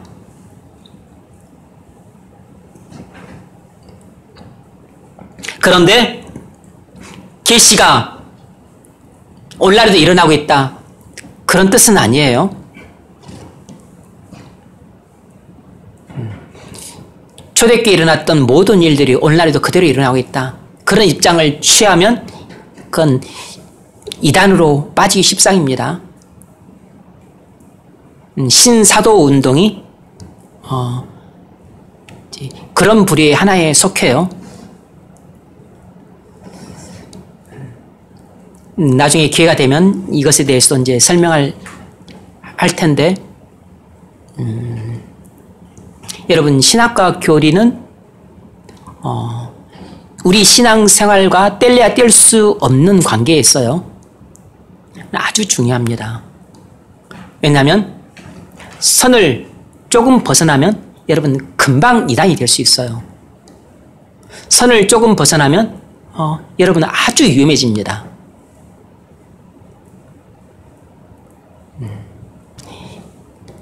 우리 개혁주의 신학의 메인스트림은 오순절날 일어난 사건은 단회적으로 끝났다라고 하는 입장이에요. 그래서 은사는 중지되었다. 이쪽 입장은 오순절 일어났던 사건이 지금도 일어나고 있다. 은사는 오늘날에도 있다라고 하는 입장입니다. 그런데 이 입장을 해서 너무 과하게 나가면 이제 이런 신사도 운동이라든지 이런 류의 많은 이단들이로 빠지기가 쉬워요. 그래서 아주 균형을 잡는 게 중요한 것입니다.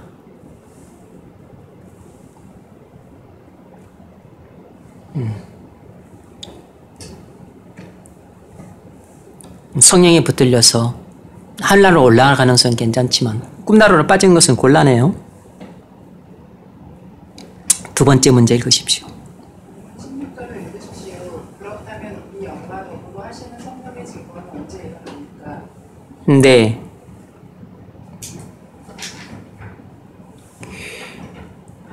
우리 영과 더불어 하시는 성령의 증거는 언제 일어나는가? 이건 좀 간단하게 설명하겠습니다. 첫 번째로 회심과 거의 동시에 일어나는 경우가 있습니다. 회심과 거의 동시에 일어나는 경우가 있어요. 성경에는 고넬료 가족들이 그랬습니다. 고넬료 가족들이. 읽으세요.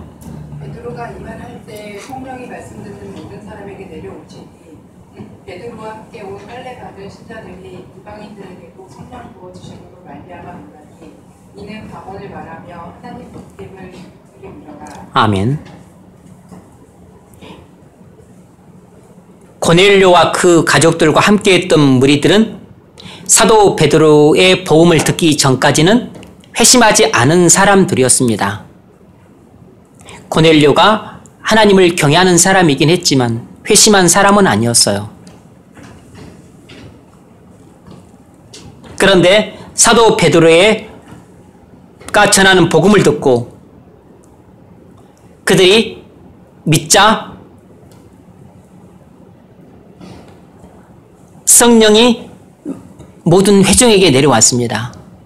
그러니까 고넬료와 가족과 그와 함께했던 모든 이방인들은 회심과 동시에 믿자 성령이 부어진 것이에요. 믿자 성령이 부어진 것입니다. 그러니까 그들은 회심과 거의 동시에 성령이 부어진 것이에요. 그러니까 회심하고 나서 시간이 한참 지난 다음에 일주일, 1년, 10년, 30년 이렇게 지나지 않고 회심과 거의 동시에 성령이 부어진 것입니다. 그래서 그들은 방언도 말하고 뭐 예언도 하고 그랬어요.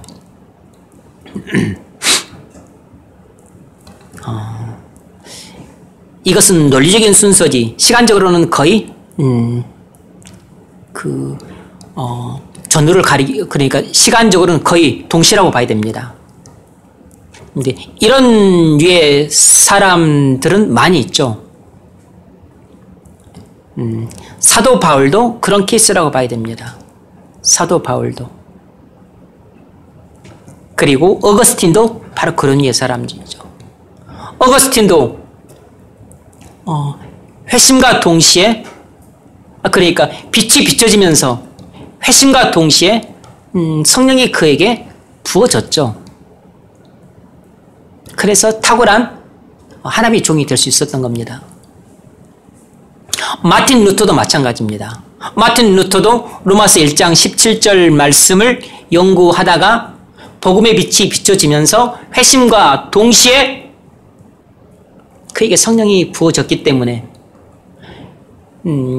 로마 교회라고 하는 공룡과 맞서 싸워서 하나님의 교회를 지킬 수 있었던 겁니다.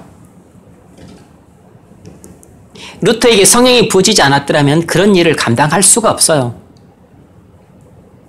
근데 이건 현실적으로 이런 일들은 종종 있습니다.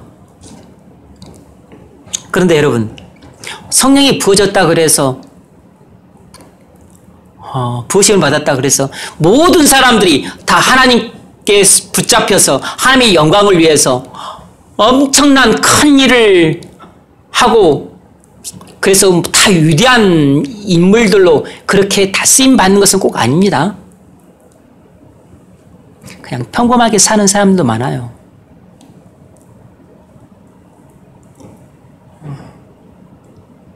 그냥 촌부로 살고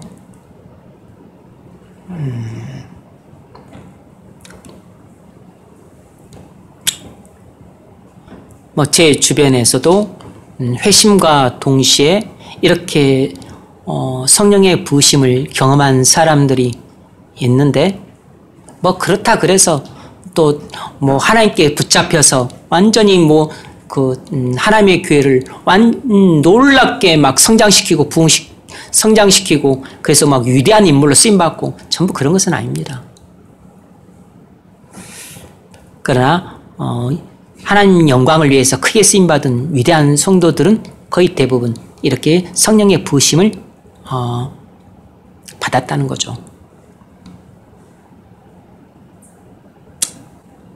대다수의 경우는 두 번째로 회심과 성령 세례 회심과 성령의 부심 사이에는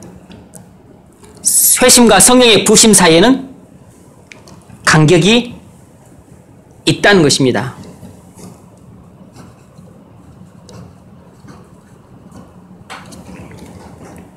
때로는 그 간격이 길었다는 것이에요.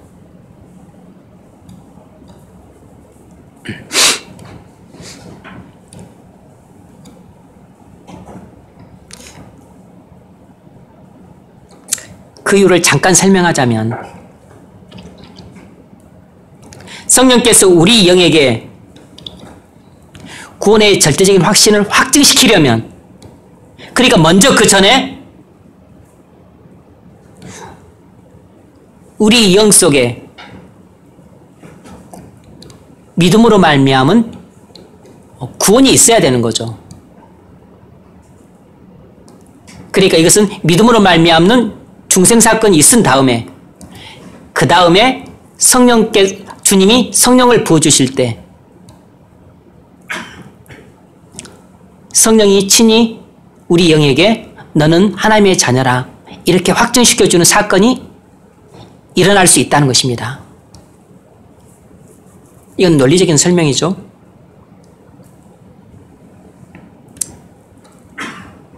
그래서 반드시 믿음으로 말미암는 중생이 있고 난 다음에 그 다음에 성령의 부심이 있다는 것이에요. 근데 이것은 좀 논리적인 순서죠. 또 지나치게 또 도식적이 될 수 있습니다. 잠깐 예를 들자면 존 프리스턴이라고 하는 청교도가 있습니다. 새언약 또는 성도의 분기라는 책에서 에베소서 1장 13절 14절을 이렇게 그는 해석을 했습니다. 우리가 믿음을 가진 후에 성령이 오셔서 인을 쳐주신 것이다 라는 것입니다. 우리가 믿음을 가진 후에 우리가 가진 믿음 위에 성령이 인을 쳐주신 것이라고 해석을 한 것입니다. 그래서 우리가 하나님은 진리라는 것을 믿는 믿음 위에 그분이 표현한 대로 하자면 우리가 하나님은 진리라는 것에 인을 칠 때 주님은 성령으로 우리를 인친다. 뭐 이것은 별로 그렇게 중요한 말 아니니까 그냥 한번 듣는 것으로 끝내십시오. 뭐 말을 이렇게 머리를 복잡하게 만드니까. 존 오웨는 이 점을 이렇게 설명했습니다. 성부, 성자, 성령과의 교제에 대하여라는 책에서 논문입니다, 사실. 로마서 8장 16절을 이렇게 비유했어요. 이것은 여러분이 잠깐 들으시면 됩니다. 이것은 법정소송과 같다.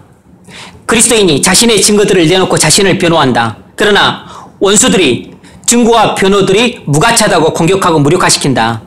그런 재판이 진행되는 동안 입증할 한 증인이 들어온다. 그래서 그 증인이 그리스도인 편에서 충분히 직접적으로 증언하신다. 성령을 말하는 거죠. 그 증언으로 모든 원수들의 입을 막고 그리스도인은 기쁨과 만족으로 충만해지게 된다. 논란이 오랫동안 계속될 수 있다. 그러나 성령께서 한 번 증언하신 후에는 완전한 판결이 난다. 모든 논란이 종식된다. 8장 16절이 이와 같다. 그러니까 내가 구원받은 하나님의 자녀냐 아니냐에 대해서 나를 공격하는 원수들과의 논쟁이 있는데 이 모든 논쟁을 한순간에 종결시켜 버릴 수 있는 그 카운터 펀치가 있는데 그게 바로 성령의 부심이라는 겁니다. 그래서 성령께서 친히 우리 영에게 너는 하나님의 자냐라고 한번 말씀하시는 것으로 모든 논란은 종식된다는 것이에요. 쉽게 말하자면 이것은 우리가 가질 수 있는 구원의 절대적인 확신이기 때문에 더 이상 어떤 원수들도 나의 구원의 문제를 가지고 나를 넘어뜨릴 수 없고, 그리고 어떤 것을 가지고서도 나를 시험 들게 할 수 없다는 것입니다.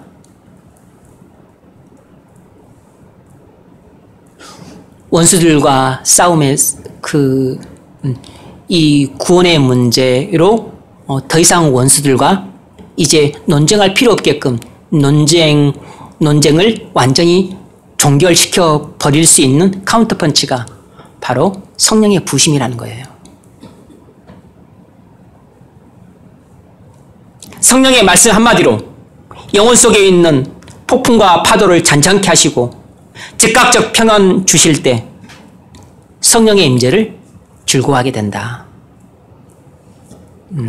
우리에게 성령의 부심이 임할 때 더 이상 모든 원수들의 공격은 다 끝나고 우리의 마음속에 하늘의 기쁨과 평안으로 이 강물처럼 넘쳐 흐르기 때문에 우리는 이제 그 이후 성령께 붙잡혀서 하나님의 영광을 위해서 크게 쓰임받을 수 있다는 것입니다. 자, 적용 질문 읽어보세요. 여러분은 아직 성령을 받지 못한 사람입니까? 그렇다면 여러분은 어떻게 해야 합니까? 여러분은 네.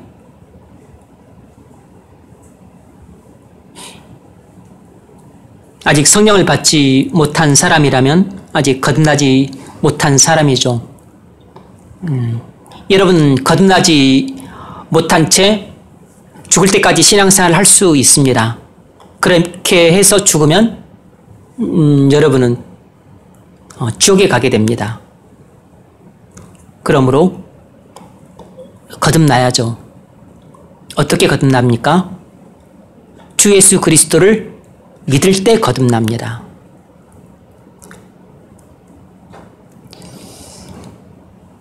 주 예수 그리스도를 믿을 때 성령 세례를 받아서 거듭나요.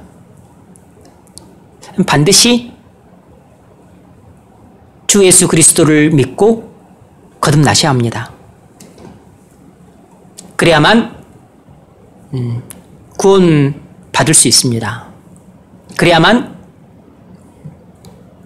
하나님의 생명을 갖고서 이 땅에서 천국의 기쁨과 평안을 가지고 살 수 있어요. 두 번째 문제 읽으세요. 여러분은 성령의 부으심을 아직 받지 못한 그리스도인입니까? 그러면 여러분이 해야 할 일은 무엇입니까? 네.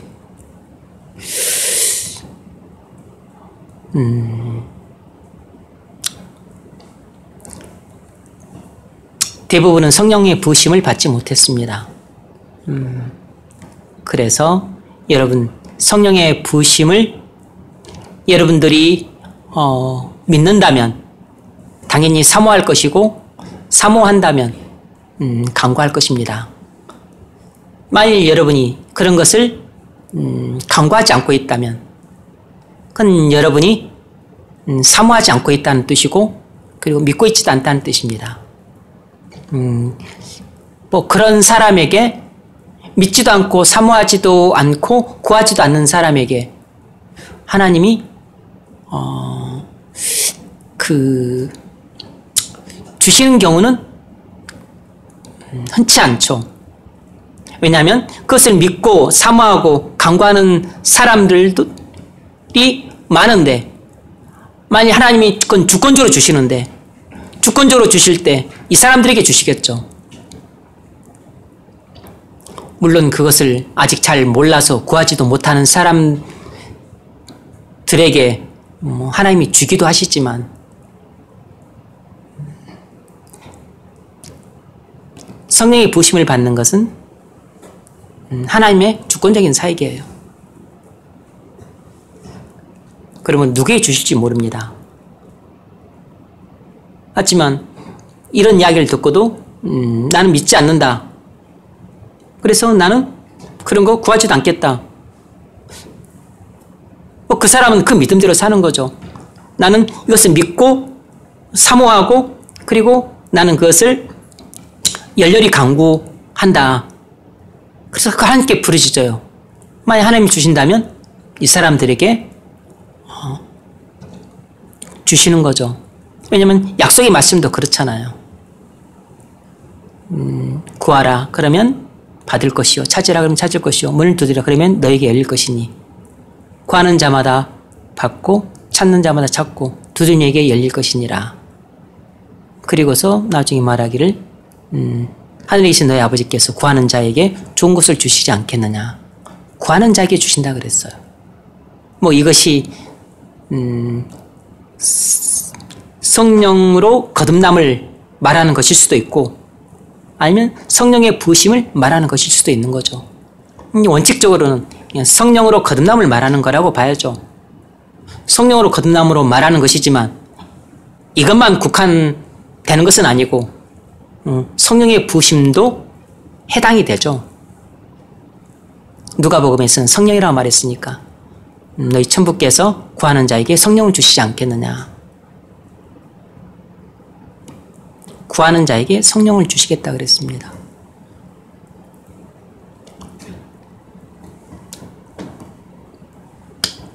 요한 웨슬리나 조지 필더나 뭐 또 누구죠? 그 조나단 에드워즈나 또 이런 류의 사람들은 그런 것을 믿고 또 사모하고 구했던 사람들입니다. 결론. 그러므로 여러분 어떻게 해야 되겠습니까? 여러분들이 그런 것을 아직 간구하지 않고 있다면 여러분은 그것을 사모하지도 않는 사람이고 믿지도 않는 사람인 거죠. 그러면 여러분들은 뭐 거듭나지 않은 채 그냥 뭐 그렇게 살든지 아니면 거듭났어도 많은 경우는 좀 무기력하고 무능력하게 살다가 인생이 끝납니다. 끝나기 쉬워요.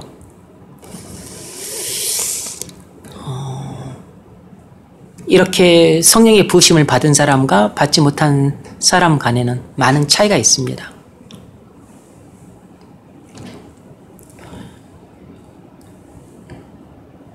그리고 심지어는 이제 거듭나지조차 않으면은 여기는 일단 하나님 나라 안으로 들어오질 못하니까 하나님 나라에서만 누릴 수 있는 그 평강과 기쁨을 맛보지 못한 채 살아가는 최악의 상태인 겁니다. 그래서 일단 빨리 주 예수 그리스도를 믿고 거듭나야죠. 근데 거듭날 때 함께 뭐 할 수도 있다고요? 회심과 함께 성령의 부으심을 받을 수도 있어요. 그러니까 뭐 거듭남과 함께 그리고 성령의 부으심도 여러분들이 같이 사모함으로 구하는 게 좋겠죠. 분명한 회심과 함께 여러분에게 성령의 부으심이 일어나기를.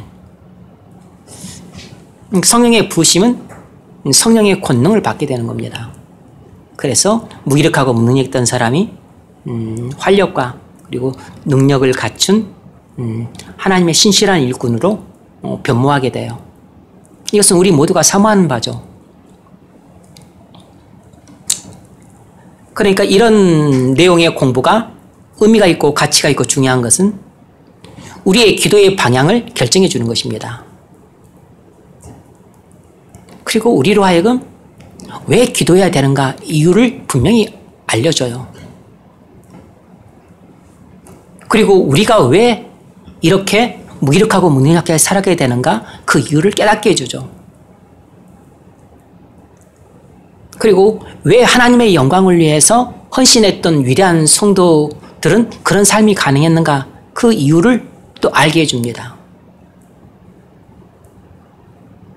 그럼 나는 평생 무기력하고 무능력하게 살다가 그렇게 인생을 끝날 것인지, 아니면 나도 하나님 영광을 위해서 크게 쓰임받는 위대한 성도가 되어서 교회를 세우고 하나님 나라를 확장시키는 그런 신실한 일꾼으로 이렇게 쓰임 받기를 원한다면 어떻게 해야 되는가? 당연히 분명하게 거듭나야죠. 거듭났음에도 불구하고 내 삶이 질이 멸렬하다면 우리에겐 그 성령의 부심이 필요한 것입니다. 엉성이 필요한 것이에요. 왜냐하면 실상 거듭났다 할지라도 이 연약하고 어리석기는 여전히 연약하고 여전히 어리석어요. 거듭나기 전에는 더 말할 것도 없이 연약하고 어리석음이 하늘을 찌릅니다. 이 사람이든 저 사람이든 자기가 얼마나 연약한지 어리석은지도 몰라요.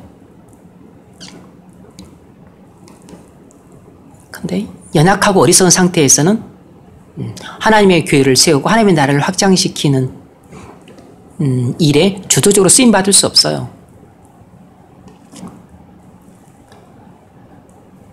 왜 예수님이 자기를 믿고 다 구원받은 그리스도인이 된 12 사도들을 빨리 복음 전도 사역과 영혼 구원 사역과 세계 선교 사역에 파송하지 않았겠어요?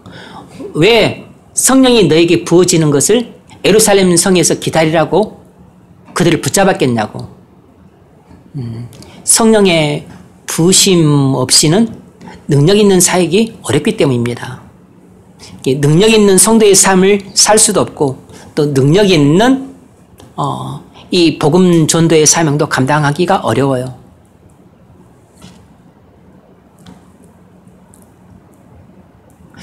그래서 목사들이 온 힘을 다해서 죽을 둥 살 둥 기도를 하는 것입니다.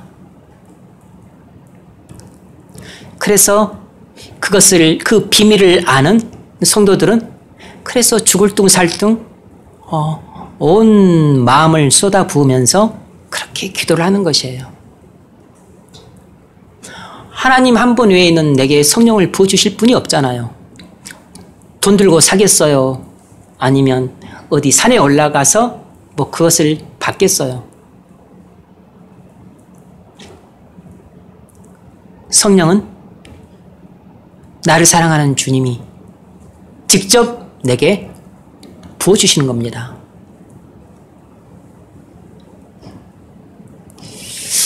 그래서 우리가 능력 있는 성도의 삶이든 또 능력 있는 또 전도자의 삶이든 어쨌든 교회를 세우고 하나님 나라를 건설하는 이 하나님 나라의 일을 하는 데에는 반드시 나의 힘으로는 안 되고 나의 능력으로도 안 돼요. 오직 성령으로만 됩니다. 나를 변화시키고 우리 가정을 변화시키고 우리 직장을 변화시키고 그리고 교회를 변화시키고 우리 나라를 변화시키고 세계의 선교를 변화시키는 일도 내 힘으로는 절대 할 수가 없어요. 전부 다 성령께서만이 그 일을 하실 수 있어요. 그래서 단순히 성령 충만함 받는 것만큼은 안 돼요. 성령 충만함은 충만해졌다가도 금방 또 기갈될 수 있습니다. 그래서 내게 주님이 내게 직접 성령을 물 붓듯이 부어주는 그런 성령의 부심이 있어야 됩니다. 그래서 성령 충만할 뿐만 아니라 또 성령의 권능으로도 충만해져야 돼요. 그리고 내게 또 지혜로도 충만해져야 됩니다. 그래야만 전도와 또 구령과 그리고 내게 맡겨준 모든 하나님의 그 사명들을 능력 있게 감당할 수 있는 것이에요. 여러분이 일반 성도든 아니면 저 같은 목회자든지 간에 똑같습니다.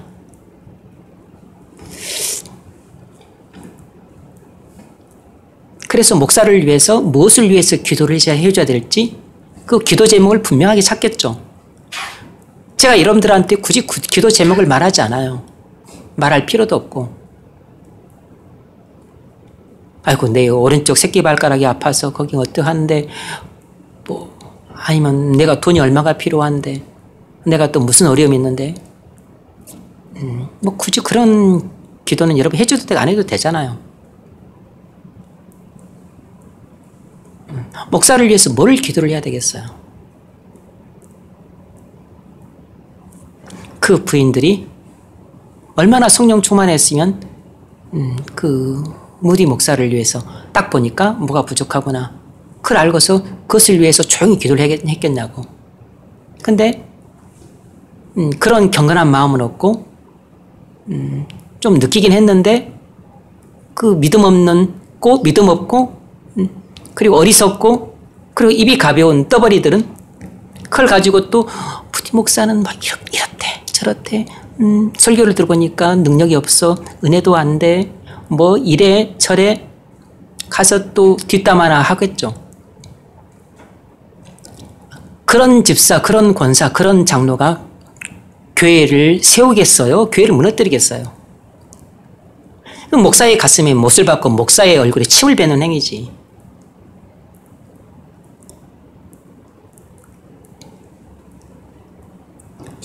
깨달았으면 성령께서 깨닫게 해주셨으면 김찬희 목사님은 뭐가 부족하구나.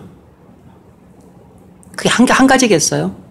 그럼 그것을 가지고 여러분이 골방에 가서 성령께서 깨닫게 해주셨으니까 그걸 가지고 기도를 해야지. 우리 목사님이 이게 부족하구나. 우리 목사님을 위해서는 성령께서 이것을 위해 기도하라고 내게 감동을 주셨구나. 그걸 가지고 기도를 해야지. 내가 여러분한테 나를 무엇을 위해서 기도해 주세요. 그걸 내가 기도 제목 꼭 말을 해야 되겠어요?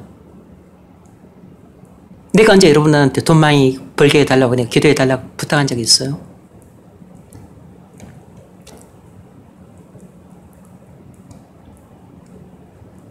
기도 제목은 성령께서 감동으로 깨닫게 하시는 것입니다. 그런 것을 위해서 기도를 해야죠. 그리고 예배 인도할 때 나와서 기도하는 사람들은 듣기에 되게 거북스러운 그런 기도는 하지 마세요. 그런 기도는 혼자 골방에서 개인 기도할 때 하세요. 김찬희 목사님 완전히 무기력하고 무능력하고 뭣도 안 되고 그러니까 우리 목사님한테 성령을 부어주셔서 그렇게 어리석고 미련하게 기도를 하시면 안 돼요. 설사 그렇다 할지라도 공기도할 때 그렇게 미련하게 기도를 하면 그게 은혜가 되겠어요? 그게 덕이 되겠냐고. 공기도를 할 때의 기도와 골방에서 자기가 성령의 감동을 받아 기도할 때랑 달라야지. 언사를 잘 써야지, 언사를. 그렇게 기도하는 사람한테 무슨 일을 맡기겠어요? 그렇게 생각하는 것이 짧고 그렇게 말을 어떻게 해야 될 줄도 모르고 그렇게 예의도 모르고 생각도 짧고 은혜도 안 되고 교회 덕도 안 되고 그렇게 민망하게 만들고 거북스럽게 만드는 그런 기도를 하거나 말을 그렇게 하는 사람이 하나님께 쓰임을 받겠냐고. 똑같은 말이어도 아다르고 어다른데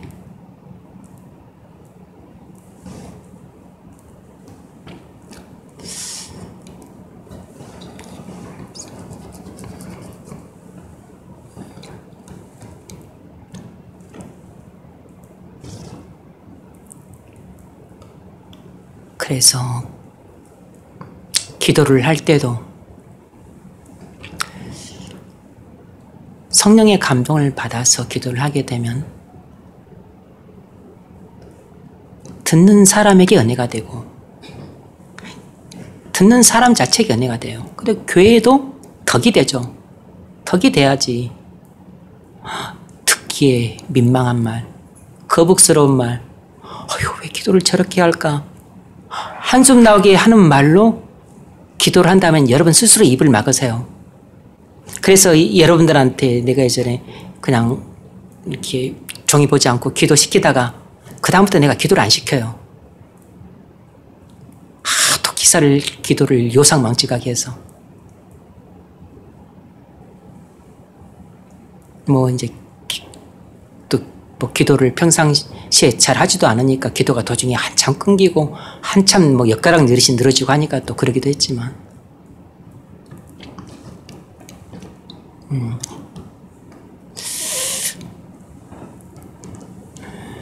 목사를 위해서 기도할 때 성령의 부심을 위해서 기도를 하십시오. 그리고 언사를 지혜롭게 잘 쓰세요. 자, 결론. 성령 받지 못한 사람은 일단 기도하십시오. 일단 기도부터 시작을 하세요. 그리고 성령을 받는 도구는 말씀을 통해서니까 얼른 성경부터 펼쳐 읽으세요.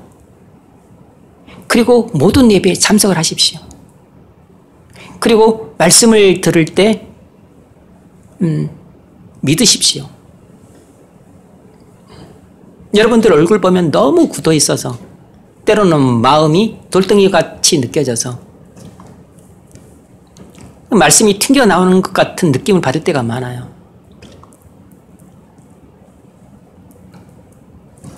일주일에 여러 번의 말씀을 듣는데 한 번도 말씀을 통해서 은혜 받지를 못하고 주일에 나눌 때 자기 삶이나 나누고 자기가 뭐 무슨 묵상했던 것이나 나누고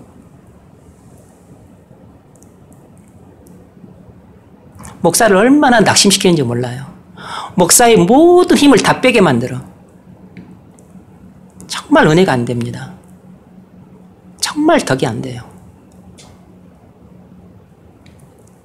누가 목사를 도우는 사람이고 누가 교회를 세우는 사람인지 여러분 잘 아셔야 돼요. 삶을 나누는 게 뭐가 은혜가 됩니까? 여러분이 묵상하는 것을 통해서 은혜를 많이 받는 건 너무 좋은 일이에요. 너무 기쁜 일입니다. 경서적 읽음을 통해서 당연히 은혜 받으라고 그 좋은 책을 택했지 아무런 책이나 택했겠어요? 은혜 받는 건 좋은 일입니다.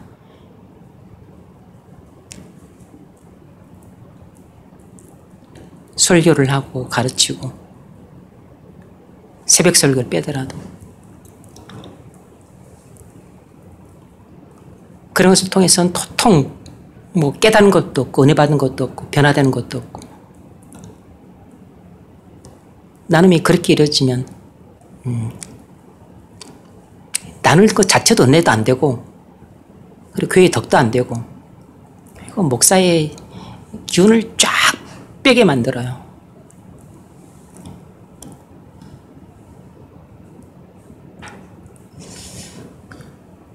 말씀을 더 열심히 혼신의 힘을 다해서 준비해야 되겠다. 뭐 그런 마음을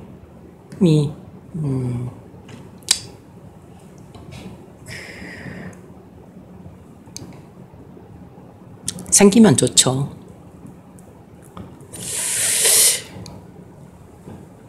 성령을 받지 못한 사람은 일단 기도하십시오. 그리고 그 다음부터 기도를 했으면 그 다음에 곧바로 성경을 읽어야 돼요. 규칙적으로 읽어야 됩니다. 그리고 성경을 통해서 하나님께서 내게 거듭나게 해주실 것을 믿고 구하면서 읽으셔야 돼요. 그리고 회심뿐만 아니라 동시에 성령의 부심을 받을 수 있으니까 구하십시오. 하나님이 함께 하시면 회심만이 아니고 성령도 부어주십니다. 만일 여러분이 성령을 받은 거듭난 사람이라면 더 큰 선물이 있어요. 하나님께서 하늘문을 여시고 여러분에게 성령을 부어주시는 사건이 있습니다. 하나님께서 하늘문을 여시고 여러분에게 은혜의 소낙비를 부어주신 일이 있어요. 그래서 여러분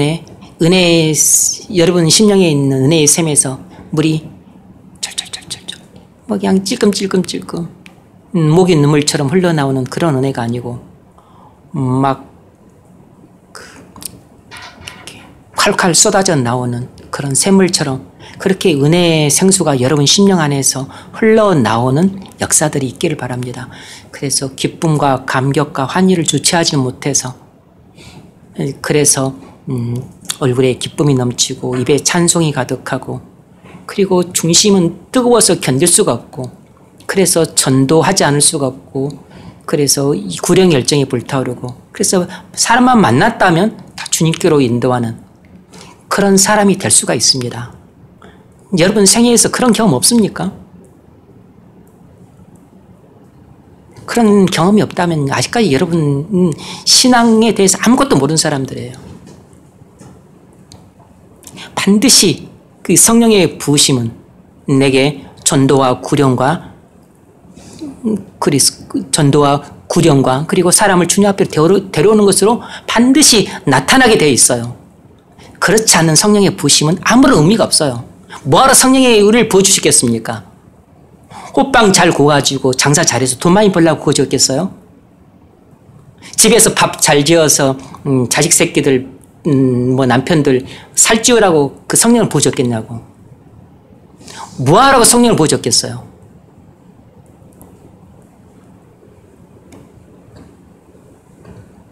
복음을 전하는 능력, 영혼을 위해서 눈물로 기도하는 능력, 영혼을 아무리 못나고 뭐한 놈이라도 영혼을 사랑으로 품을 수 있는 능력. 그래서 그들에게 권세 있는 복음을 전해서 그들을 품고 기도함으로 그들을 다 주님께로 데려오게 할 수 있는 능력.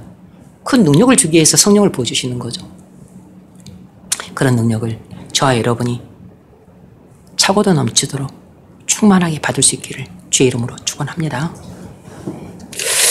기도합시다. 한 10분 기도하고 마치